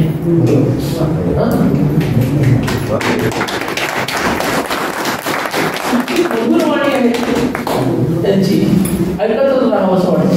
आणि ते त्यांना माहीत असल्यामुळे फार पुढे येत नाही. ह्या बोलायला चान्स कधी मिळणार? बरोबर आहे.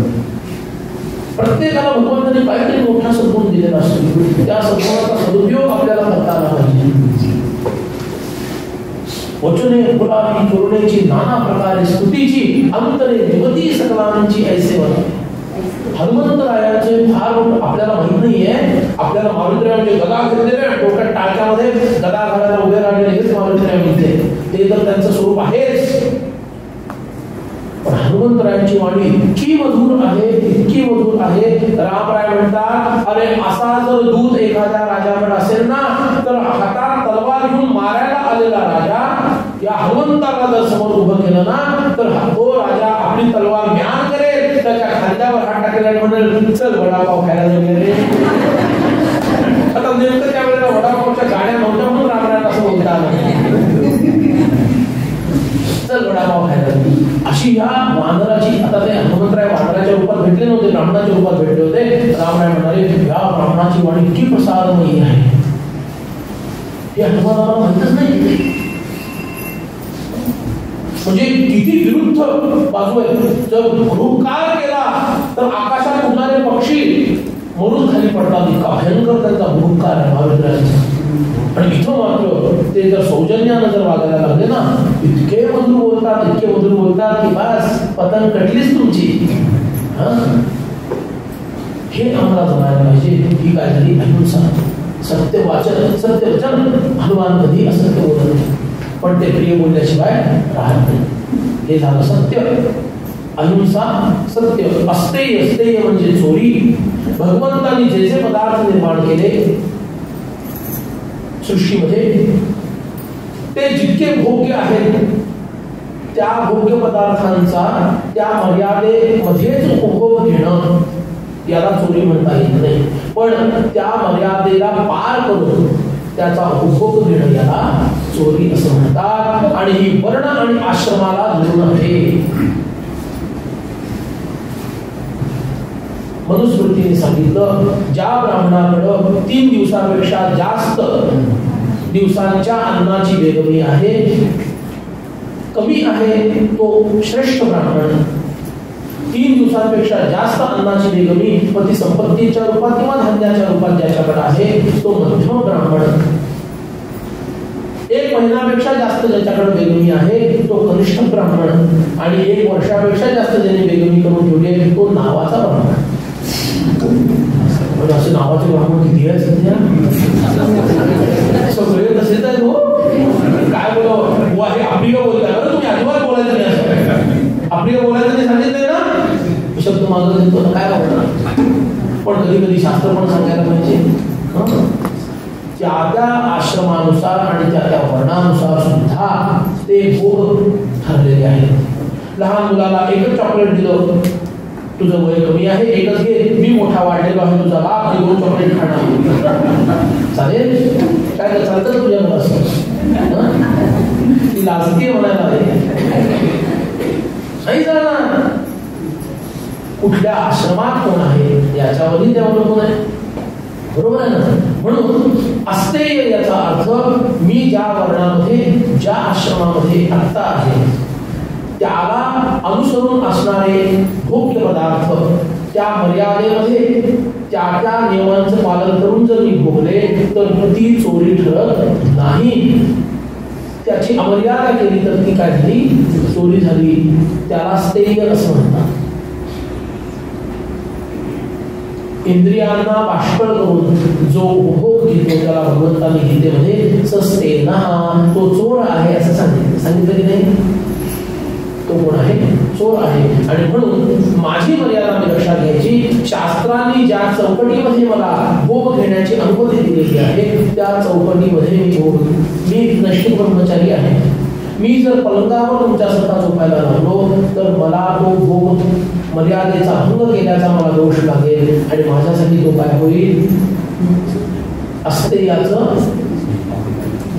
अस्तेयाचं पालन न करण्याचा दोष मला लागेल. पण तोच जर तुम्ही पलंगावर झोपला तर तो भोग तुम्हाला स्थेय ठरेल. तो भोग तुमच्यासाठी अस्तेय ठरेल. का? कारण तुम्ही गृहस्थाश्रमात आहात आणि तुम्हाला पलंगावर झोपण्याची अनुमती आहे.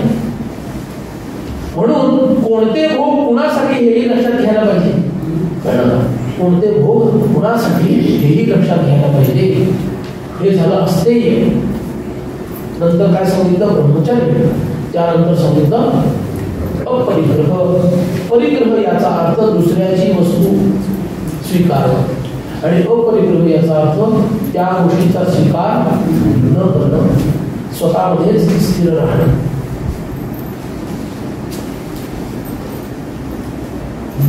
हे सुद्धा वर्ण आणि आश्रमानुसार आहे. आपल्याला सुदामाची कथा माहिती आहे ना. काय आहे कथा? तो किती गरीब असतो. का असतो गरीब? तो शिकलेला नव्हता, अक्कल नव्हती, कर्तृत्व नव्हतं, त्याचा अपरिग्रहाचा नियम, अयाचित वृत्ती त्याची होती. सुदामाची याचनाही करायची नाही. त्याची व्रत खूप कठोर आहे पण आपल्याकडं. हीच वृत्ती द्रोणाचार्यांची होती. अपत्य प्राप्तीनंतर ते व्रत त्यांना पाळता येईना, त्यामुळे त्यांना ते मोडावं लागलं. मुलाचं दुःख बघून अयाचित वृत्तीनं ते राहायचे. मुलाला दूध पाहिजे, त्याला दूध देता येईना आईला. कृपी त्यांची पत्नी द्रोणाचार्यांची, कृपाचार्यांची बहीण, तिचं नाव कृपी, ही त्यांची पत्नी. दोघं होते तोपर्यंत कसं तरी चालू होतं. आता धर्मशास्त्रानुसार अपत्य निर्मिती हा गृहस्थाश्रमाचं कर्तव्य आहे. अपत्य प्राप्त झालं त्याचं नाव अश्वत्थामा. आणि हा मुलगा त्याला दूध नाही म्हणून रडायला लागला. आई काय करायची, कशाचं तरी पिठात पांढऱ्या रंगाचं पाणी घालून त्याला पेज पाजायचे. दूध पांढरं असतं एवढंच त्या बिचाऱ्याला माहिती. मामाकडे गेला आणि पक्क्या गाईचं दूध त्यांनी खरं प्यायलं. आणि आई आजपर्यंत मला कशी फसवत होती हे त्याला लक्षात आलं. घरी आल्यानंतर पुन्हा पेज पाजायची वेळ आली तेव्हा त्यांनी हट्ट केला. त्यावेळेला द्रोणाचार्य बाहेर बसलेले होते आणि आपल्या मुलाचं रडणं त्यांना असह्य झालं.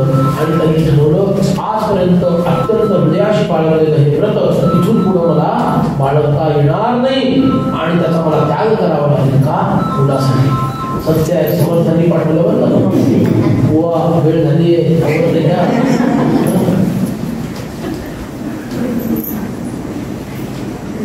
Everything should be taken positively.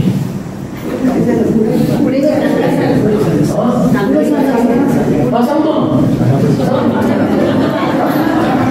ही तुमची सूचना सुद्धा आम्ही पॉझिटिव्हली घेतली. तर हे घडल्यामुळं त्या महान ऋषीला सुद्धा अश्रू आवरता आले नाही. आपल्या पत्नीचं दुःख कोणीतरी सहन करू शकतो, स्वतःचं दुःख करतो सहन करतो, पण आपल्या अपत्याचं दुःख कुणालाही सहन करता येणं शक्य नाही. तो कसला मग पिता आणि कसली ती माता की ज्यांना अपत्याचं दुःख घडत बस मला काही संबंध नाही असं म्हणता येईल. बरोबर आहे. आणि म्हणून त्यांनी आपलं व्रत भंग केलं आणि ते कुठे गेले, कृपीचा भाऊ असणारा कृप म्हणजेच कृपाचार्य ज्या राज्याचे कुलगुरू आहेत त्या राज्यामध्ये मलाही आता नोकरी करायला जावं लागेल या उद्देशाने ते गेले आणि आपला व्रत भंग केला. एकदा तुम्ही तुमच्या व्रताचा भंग केला की तुमची घसरणं सुरू जाते. म्हणून योगशास्त्राचा पण नियम सुरुवातीला नियम का सांगितले, त्याच्यानंतर आसन प्रत्याहार धारणा ध्यान समाधी आहे. प्राणायाम आसन प्राणायाम प्रत्याहार धारणा ध्यान समाधी त्याच्यानंतर आहे. हे आधी आहे. आम्ही काय करतो, तिसऱ्या अंगाला पहिलं मानतो आणि यम आणि नियम यांना अंगावर झुरळ चढल्यानंतर जसं झटकून टाकतो तसं यम आणि नियमांना झटकून टाकतो. खरं की मोठं.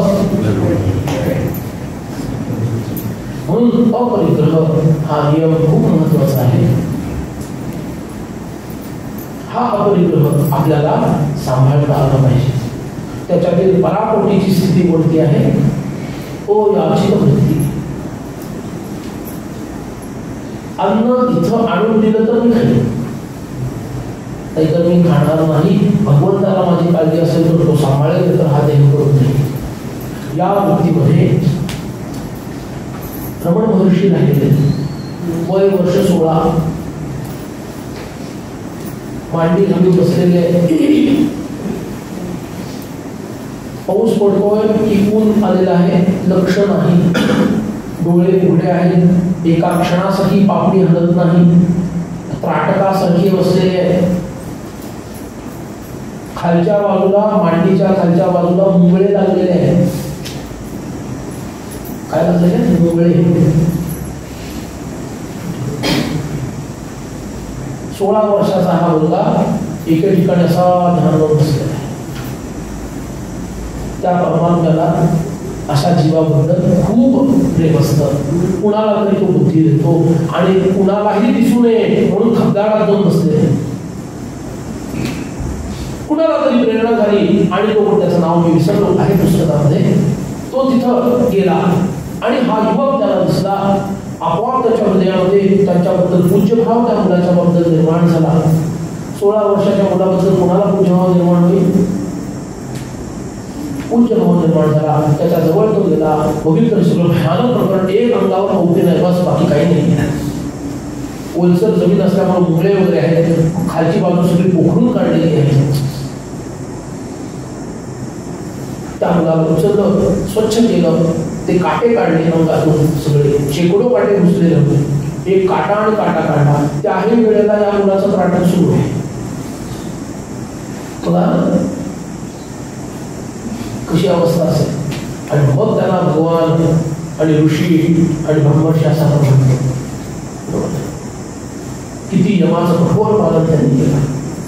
आता नियम अगदी थोडक्यात, अजून समर्थांचा संदेश काही नाही याची मी वाट बघतोय. संदेश देणारे विसरले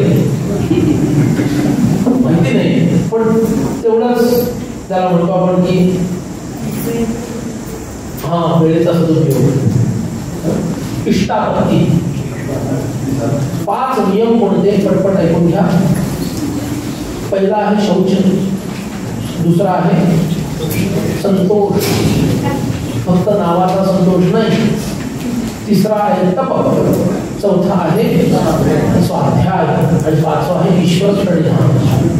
शौच म्हणजे अंतर्बाह्य शुद्धी, शरीर पण शुद्ध हवं, कपडेही शुद्ध हवे आणि मनही शुद्ध हवं. शरीर शुद्ध स्नानाने केलं जातं. स्नानाचे 5 प्रकार. एक जे आपल्या सगळ्यांना माहिती आहे वारुण स्नान, दुसरं आहे दिव्य स्नान, तिसरं आहे आग्नेय स्नान, चौथं आहे वायव्य स्नान. असे स्नानाचेही प्रकार आहे. वारुण स्नान म्हणजे वरुण देवता ज्याच्यात राहते ते पाणी. या पाण्यानं मस्तकापासून चरणांपर्यंत स्नान करणं याला म्हणायचं स्नान. केस लांब असले तरी हे काय झालं वारुण स्नान झालं. ज्या वेळेला हे स्नान सर्वोत्तम सांगितलेलं आहे. हे स्नान प्रवासामध्ये किंवा अन्य काळात आपल्याला जमत नाही, बरोबर आहे ना. कधी कधी जमत नाही. काही लोक स्नानाची गोळी पण होऊन दिवस काढतात, बरोबर. आणि काही लोक जुम्मे के जुम्मे पण स्नान करतात, त्यांचा काही विचार करायची गरज नाही. हे वारुण स्नान ज्यांना जमत नाही त्यांनी आग्नेय स्नान करावं. आग्नेय स्नान म्हणजे आपल्या जवळ प्रवासामध्ये अग्निहोत्रातील भस्म ठेवावं किंवा जिथं यज्ञयाग होतो त्या ठिकाणचं भस्म ठेवावं. आणि आता स्नानाची वेळ उलटून चालली, बरोबर. 7 वाजले 8 वाजले अजून प्रवास संपत नाहीये, त्यावेळेला काय करावं त्यांनी ते भस्म काढावं आणि ते विलेपन करावं हाताला, दंडाला, पायाला. खरं तर सर्वांगाला सांगितलेलं आहे. जेवढं प्रवासात करणं शक्य आहे तेवढं त्यांनी करावं. त्याला काय म्हटलेलं आहे अग्नेय स्नान. का अग्नीपासून राख वगैरे ना, आणि ती राख उठली नको, चिता भस्म तुम्ही ते नको. यज्ञातील हवं सगळ्यात उत्तम म्हणजे अग्निहोत्रातील हवं. कारण अग्निहोत्र हे गोबरीपासून केलं जातं. गोबरी असते ना देशी गाईची, त्याच्यापासून केलं जातं. हे आग्नेय स्नान.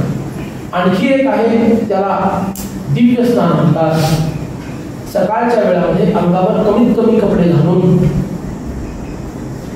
सूर्याखाली उभं राहायचं की ज्यामुळं अंगावर घाम येता कामा नाही, पण अंग गरम तर व्हायला पाहिजे. घाम यायला लागला की परत जायचं. ते दिव्य स्नान नाही. मग त्याच्यासाठी वारुण स्नानाची गरज आहे. घाम यायला लागला की परत आपण करायला ना, तोपर्यंतचा कोवळं ऊन अंगावर घेणं याला काय म्हणतात दिव्य स्नान. त्याच्यामुळं अंगावर असणारे जे किटाणू आहेत हे किटाणू नष्ट होतात. हे सूर्याच्या रश्मीचा हा प्रभाव आहे. याला काय म्हटलं दिव्य स्नान म्हटलं. आणि एक सांगितलं वायव्य स्नान. वायव्य स्नान म्हणजे देशी गायींच्या मागच्या बाजूला उभं राहायचं. त्या गायीला सवय असते शेपूट हलवायची असते. गाय असो, बैल असो, गोवंश म्हणू आपण, वासूर असो, याला सवय असते शेपूट हलवायची. तर त्या शेपूट हलवण्यामुळं येणारा जो वारा आहे माझ्या अंगावर त्याला स्नानाचं स्थान दिलं. देशी गाईचं आणि देशी बैलाचं इतकं महत्व आहे. जर्सीचं नाही, देशी बैल. याला काय म्हटलं याला वायव्य स्नान म्हटलं. या पद्धतीनं स्नान करणं याने काय होतं शरीराची शुद्धी होते. शक्य झालं तर दिवसातून 3दा किंवा 2दा, नाही तर मग 1दा नाही. हे केलं पाहिजे. श्रीधर स्वामी 10 वेळा स्नान करत असते गडावरती. त्यांचे सेवेकरी असे दोरीच असे आणि 8-10 कोंबडी अशी लावलेली असत. पहिलं स्नान छान मृत्तिका घासून अंगाला माती किंवा मग देशी गाई असायच्या पूर्वी त्या शेण अंगाला लावून वगैरे कारण केमिकल्स नको ना. मग एक तर माती पाहिजे, नाहीतर काय पाहिजे, गाईचं शेण पाहिजे. ते सगळं अंगाला छान लावून चेहऱ्याला वगैरे मस्त स्नान करायचं. हे पहिलं स्नान झालं. त्यानंतरची जी स्नान त्यांना करावी लागायची त्रिकाल संध्येच्या वेळची ती, त्या व्यतिरिक्त जर काही वाटलं तर हा अशुद्ध काहीतरी स्पर्श झालाय, अशुद्ध कोणतरी येऊन गेलेलं आहे, अपवित्र काहीतरी झालेलं आहे की लगेच उठायचे. आणि ते पाटल्या भरलेल्याच असायच्या. ते जे रघुवीर समर्थ हर हर गंगे भागीरथी, झालं सर करायचं ना. वस्त्र बदलायचं, कोकणी वाळलेलं घालायचं, इकडून तिथं वाळ घालायचं. इतकं स्नानाचं महत्व आहे. स्वामींचं ते स्वामी जर स्नानाला इतकं महत्व देत असतील तर आपण किती द्यायला हवं. आपल्याला त्याची किती गरज आहे. मनाची शुद्धता हा विषय बऱ्याच लोकांनी सांगितला आहे, त्यामुळे तो अधिक सांगण्याची आवश्यकता राहिलेली नाही. म्हटलं तर सांगतो. अरे इकडचा मुलगा असा चिडेल तुमच्यावर नंतर वेळ राहिला तर सांगू. मनाची शुद्धी, अपवित्र विचार येऊन न देणं. त्याला मनाच्या 3 प्रक्रिया सांगितल्या: प्रतिपक्ष भावना, प्रतिप्रसव पद्धती आणि ध्यान. या माध्यमातून नकारात्मक विचार, अपवित्र विचार, अशुद्ध विचार काढून टाकणं हे शौच झालं. दुसरं काय आहे?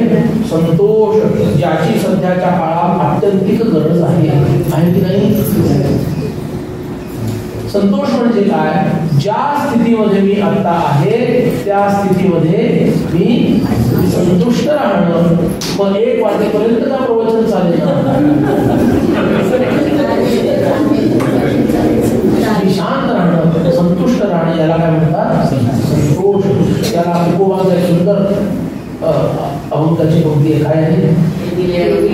देवीने आनंदे चित्ती असो द्यावे समाधान. हे त्यांनी सांगितलं प्रपंचासाठी, लोक लावतात परमार्थासाठी. ठेविले आनंदे तैसेची राहावे, चित्ती असो द्यावे समाधान. ठरवलेला रोज 13 माळा करायच्या. पण या आजच्या दिवशी इतकी गडबड होती, 13 माळा काही झाल्या नाही. ठेविले आनंदे चित्ती असो द्यावे. इतके आम्ही पाखंडी आहोत ना, आम्ही म्हणजे त्याच्यात मी पण आलो बरं का, फक्त तुम्हाला म्हणत नाहीये. इतके पाखंडी आहोत. कुठल्या वचनाचा कसा तोडमोड करून कुठं वापर केला. गीतेमध्ये पण सांगितलं. काय सांगितलं? पद्मपत्र इवांभसा,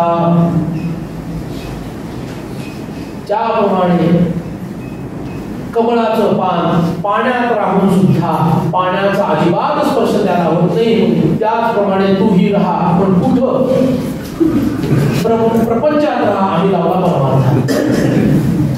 इतकी योग शिबिरं झाली, इतकी प्रवचनं ऐकली, इतकं सगळं केलं. समाप्तीच्या वेळेला म्हणतो तुझं तुला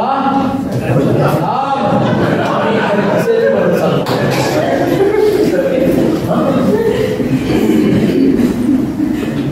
प्रपंचात ठेविले आनंद तैसेची राहिले जमलं पाहिजे.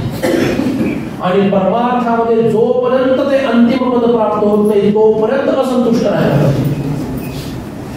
ज्याप्रमाणे सत्ता भोगण्याची लालसा असणारा माणूस तो कुठल्याही मातोश्रींच्या आश्रयात का असेना, तुम्ही का असता मला काही कळत नाही, कुणाच्याही आश्रयाला का असेना मोडतोड करून सत्तेच्या लालसेला किती हपापलेपणानं करतो की नाही. एखादा कृपण मनुष्य किती आभाशीपणानं पैसे साठवून ठेवतो, बरोबर. एखादा खादाड माणूस चुकून यावेळेला हा दृष्टांत घेतला सांगतो. एखादा खादाड माणूस स्वतःच्या ताटाकडे कमी आणि दुसऱ्याच्या ताटाकडे पाहून कसा जेवत असतो. त्याला दिलं ते मला दिलं की नाही. आणि नियम हा एकाच 4 प्रमाण, त्याला 1 तर मला 4. तितक्या आभाशीपणे परमार्थामध्ये वागायचं असतं, अतृप्त राहायचं असतं परमार्थामध्ये. जोपर्यंत ते परमपद प्राप्त होत नाही तोपर्यंत अतृप्त नाही, मला अजून पाहिजे, मला अजून पाहिजे. प्रपंचामध्ये त्यासाठी काय व्हावं लागतं आहे, प्रपंचामध्ये संतुष्ट राहायचं, तेव्हा परमार्थामध्ये आधाशी होईल. समर्थांनी सांगितलं, देह पडो की देव जोडो, ऐशी हाव अंगी जडो. हाव आला पाहिजे भगवत प्राप्तीची. संतोष काय आहे, ज्या पद्धतीत भगवंताने मला ठेवलेला आहे ना प्रपंचामध्ये, त्या पद्धतीमध्ये मी सुखी आहे, आनंदी आहे. प्रपंचामध्ये डबल अंडरलाईन विसरायचं नाही. परमार्थामध्ये अनिवार्य मानलं नाही. परमार्थामध्ये भगवत प्राप्ती हेच आपलं अंतिम ध्येय. तोपर्यंत चालतच राहायचं, चालतच राहायचं आणि चालतच राहायचं. हा संतोष, शौच, संतोष, तप संपूर्ण वैदिक संस्कृतीच्या वाङ्मयाचं परिशीलन केलं तर एकमात्र परवलीचा शब्द जर आपल्याला कुठला मिळणार असेल तर त्या शब्दाचं नाव आहे, प्रपंचात सुद्धा तप करावं लागतं आणि परमार्थात सुद्धा तप करावं लागतं. आणि म्हणून वाल्मिकी रामायणाची सुरुवात ओम तपहा अशी झालेली आहे. तपस्वाध्याय निरतम वाल्मीकि मुनिपुंगवम, वाल्मीकि तपस्वी मुनिपुंगवम, वाल्मीकि पवित्रप्रच्छ नारदम मुनिपुंगवम, असा तो पहिला श्लोक आहे. तपस्वी वाग्विदांबरम ओम तपहा यानी वाल्मिकी रामायणाची सुरुवात आहे. कारण संपूर्ण रामायण तपस्वरूपच आहे. प्रत्येकाच्या जीवनामध्ये महान तप आचरण झालेलं आहे ना. प्रत्येकाने तप आचरण केलेलं आहे. रामरायांनी केलं, लक्ष्मणांनी केलं, सीतामाईंनी केलं, हनुमंतांनी केलं, भरतांनी केलं, शत्रुघ्नांनी केलं. तो केलं नाही असा माणूस नाहीये. प्रत्येकाचं अद्भुत तपाचरण आहे. याचं कारण असं आहे, लक्षात घ्या, ही संपूर्ण सृष्टी तपातून निर्माण झाली. वेद काय म्हणतात, तस्य ज्ञानमयं तपः, परमात्म्याने ज्ञानस्वरूप तप केलं आणि सृष्टीची निर्मिती केली. सृष्टी निर्माण कशी झाली, ज्ञानस्वरूप तपातून निर्माण झाली. आणि म्हणून त्या परमज्ञानाला जर मला प्राप्त करायचं असेल तर मला सुद्धा तप करावं लागेल. वाल्मिकी आणि नारद यांचा संवाद याच्यातून रामायण सुरू होतं. वाल्मिकी हे शिष्य आहेत, नारद हे गुरु आहेत, पण या दोघांमध्ये एक गुण कॉमन आहे. तो काय आहे, तप. तपस्वी वाग्विदांबरम, वाल्मिकी तपस्वी आहेत आणि तपस्वाध्याय निरतम असे कोण आहेत, नारद आहेत. दोघांमध्ये कॉमन काय आहे, आपण ल सावी आणि म सावी काढतो ना, आठवतं का लहानपणीचं, ल सावी आणि म सावी. म सावी काय आहे, महत्तम साधारण. बरोबर आहे.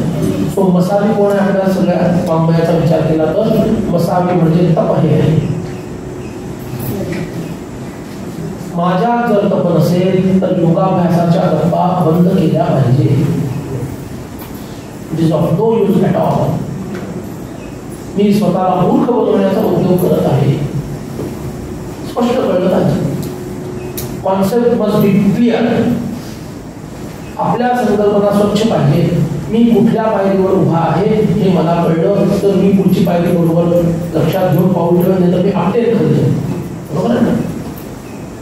म्हणून तप केलं पाहिजे. आणि तप काय आहे, सर्व द्वंद्वांमध्ये मन स्थिर ठेवणं, त्याला तप म्हणलं.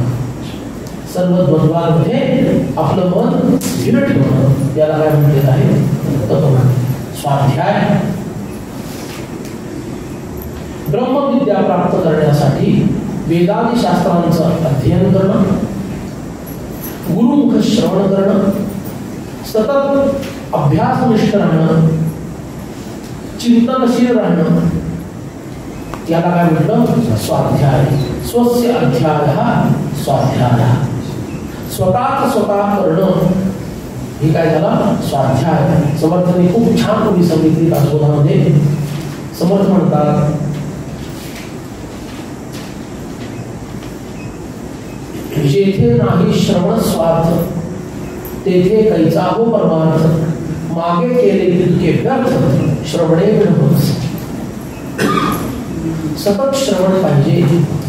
अर्थात ते गुरुमुख श्रवण अपेक्षित आहे, पण गुरुमुख श्रवण जरी प्राप्त नाही झालं तर विद्वान अशा ज्यांनी थोडी तरी तपस्या जीवनात केलेली आहे अशा व्यक्तीकडून श्रवण व्हायला हवं. किंवा मग सद्ग्रंथांचं अध्ययन सुद्धा काय आहे, श्रवणस्थानी आहे. हे मला जमलं पाहिजे. स्वाध्याय स्वस्य अध्याय स्वाध्याय. आणि हा कधीपर्यंत करायचा? भगवत प्राप्ती होत नाही तोपर्यंत स्वाध्यायरत असायला हवं. स्वाध्यायाचा अर्थ हाही झाला की या अध्ययनाच्या विरुद्ध येणाऱ्या गोष्टींचा त्याग मला करता आला पाहिजे. बरोबर आहे. मी जर स्वाध्याय करत असेल तर याच्या विरुद्ध येणाऱ्या गोष्टी कोणत्या सांगू का तुम्हाला? विरुद्ध येणाऱ्या गोष्टी 3-4 गोष्टी विरुद्ध आहेत. पहिली म्हणजे दूरदर्शनवरच्या मालिका. लिहून ठेवा. जोपर्यंत या मालिकांमधला तुमचा रस संपणार नाही तोपर्यंत योगाचा शब्द बोलायचा नाही. क्रिकेटच्या मॅचेस मी सांगतो. क्रिकेटच्या मॅचेस 2 कुत्री एकमेकांसमोर ठेवल्यानंतर जशी घुमतात आणि मध्ये हात ठेवलं तसं घुमण्याची पद्धती निर्माण करणाऱ्या दूरदर्शनवरच्या डिबेट्स. बरोबर. या प्रकारच्या आमच्या मनाच्या वासना जोपर्यंत संपणार नाही तोपर्यंत आम्हाला स्वाध्याय करता येणार नाही.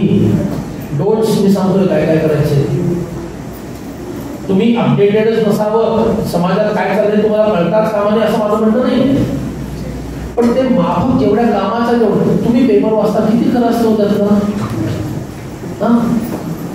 कडी लावलेली आहे त्यामुळं आतच बसावं लागणार.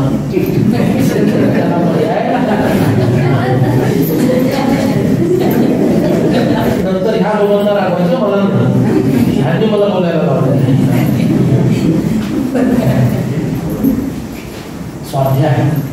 स्वाध्याय करताना या सर्व आमिषांपासून दूर राहा. तुम्हाला खड्ड्यात घालणाऱ्या गोष्टी आहेत. ब्रह्मचैतन्य महाराज सांगत असत, जो कधी हातात वर्तमानपत्र घेत नाही त्याची भक्ती भगवंताला आवडते. त्यांच्या समकालीन असणारे थोडे नंतरचे अगदी लगेच नंतरचे असणारे महाविद्वान असे वेदांती स्वामी रामतीर्थ म्हणायचे, he is wise who never reads newspapers. त्यांनी मराठीत सांगितलं, यांनी असं सांगितलं, he is wise who never reads newspapers. काय लायकी आहे त्या न्यूजपेपरची? अधिक लक्षात 2 संतांची वचनं सांगितली. दोन्हीही भगवत प्राप्ती झालेले महापुरुष आहेत. त्याचं ऐकायचं नसेल तर आमचं काहीच म्हणणं नाही. What is in your court? Where to drive is your choice. 2 महापुरुषांची उदाहरणं तुम्हाला दिली. त्यात एक छोटीशी सवलत महाराजांनी दिली की केसरी वाचायला हरकत नाही, पण 125 वर्षापूर्वीच आहे. केसरी पडणे आणि बासरी पडणे आता काहीच नाही.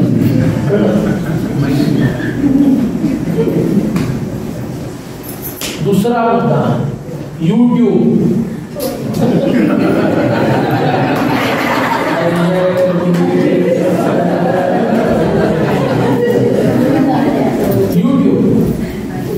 YouTube वरती भयंकर काही गोष्टी आलेल्या आहेत, वेब सिरीज आलेल्या आहेत, नको नको त्या गोष्टी आलेल्या आहेत. तुम्ही नुसतं ढकलतच राहता आणि तो यमराज म्हणतो ये जवळ, ये जवळ, ये जवळ, ये जवळ. घडी ने घडी सार्थकाची करावी आहे ना, घडी ने घडी सार्थकाची करावी. ते राहिलं बाजूला आणि आम्ही ते पुढे ढकलतच राहतो. 40 सेकंदाचं 30 सेकंदाचं काय म्हणतात त्याला सध्या,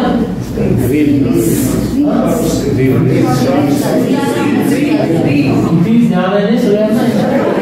मला वाटतं लोकांना कळणारच नाही किंवा कशाबद्दल बोलतो.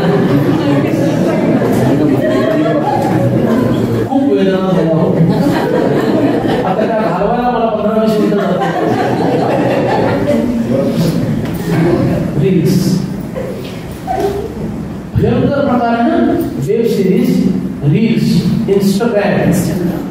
याच्यातून जीवनाची नासाडीच आहे, पदरात काहीही पडणार नाही.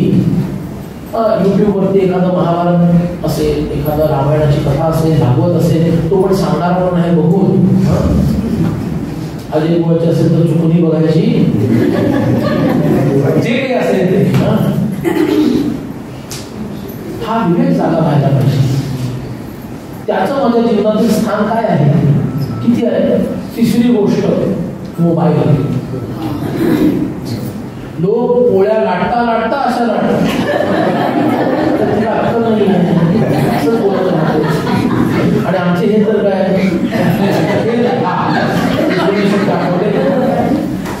इथं बोलते, अरे त्या अन्नावर संस्कार होते,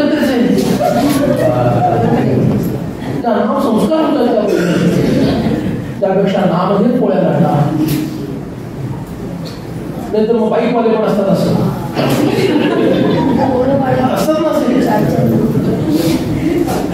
हा मोबाईल तासन तास तुम्ही फोनवर किती घालवता तुमच्या लक्षात येत नाही. म्हणून मी पहिल्या दिवशी सूचना दिली होती, त्या सूचनेचं इतकं छान काटेकोरपणे सगळ्यांनी पालन केलं ना, माझं हृदय भरून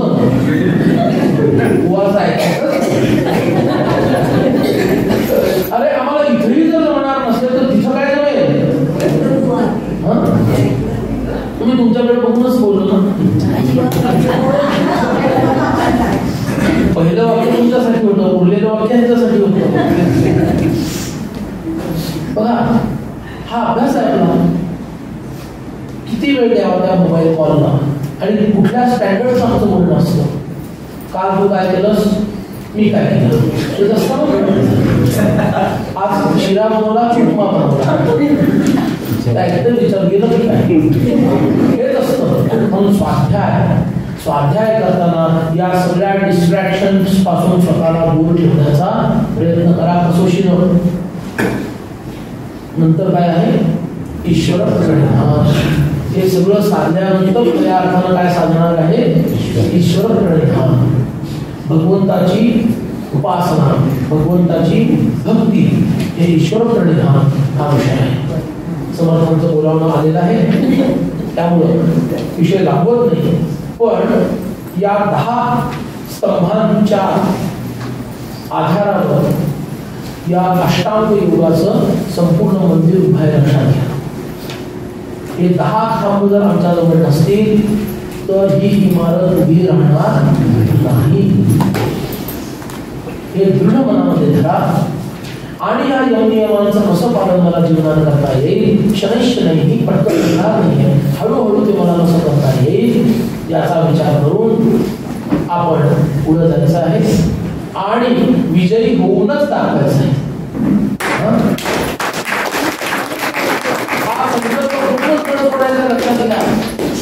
तोपर्यंत सोडायचं नाही. समर्थांना शरण जायचं. ईश्वर प्रणिधान आम्हाला तुम्ही शिकवा, कसं करायचं असतं आम्हाला कळत नाही. यम काय नियम काय इतकी मोठी व्रत ही आहे, आम्हाला ती आमच्या शक्तीवरती शिकणार नाहीये. तुमच्याकडून जर काही आम्हाला सपोर्ट मिळाला तर मात्र आम्ही ते निश्चितपणे करू. हा जर संकल्प आपला पक्का असेल तर ते आपल्याला द्यायलाच बसलेले आहे. म्हणून गुरु दाता रे दाता रे, तो दाताच आहे. अरे तो आपल्याला आवडेच फक्त देते, तो मुक्ती द्यायला बसलेला आहे. म्हणून सद्गुरूंचं नाव काय आहे, मोक्षपाणी. सद्गुरूंना काय म्हणतात, मोक्षपाणी. ज्याच्या हातामध्ये मोक्ष आहे, पाणी म्हणजे हात, तो द्यायला बसलाय. आमची झोळी फाटली आहे म्हणून ती शिवायची. हे नाते संबंधाला खूप झाले. नाते हे समजून घ्या. नाते आता जो काही तोच नाते संबंध असणार एकच, सद्गुरू किंवा भगवंत, त्यांच्याशीच नातं जोडायचं. म्हणजे हे यमनियम आपोआप आपल्याला सांगतील आणि या 10 खांबांवरती पुढचं संपूर्ण शास्त्राचे मंदिर उभं असणार आहे. आणि त्याच्यातून आपल्याला काय मिळणार आहे, विकल्प समाधीच्या स्थितीपर्यंत पोहोचून ज्ञानाचे अधिकारी आम्ही होणार आहोत. आणि ज्ञानात या नियमानुसार त्या भगवंताची प्राप्ती त्या आत्मज्ञानात आपल्याला होईल अशी मी समर्थांच्या चरणी प्रार्थना करतो. आणि आम्हाला हे बलबुद्धी विवेक समर्थांनी द्यावा अशी त्यांच्या चरणी प्रार्थना करून इथंच माझ्या वाणीला विराम देतो.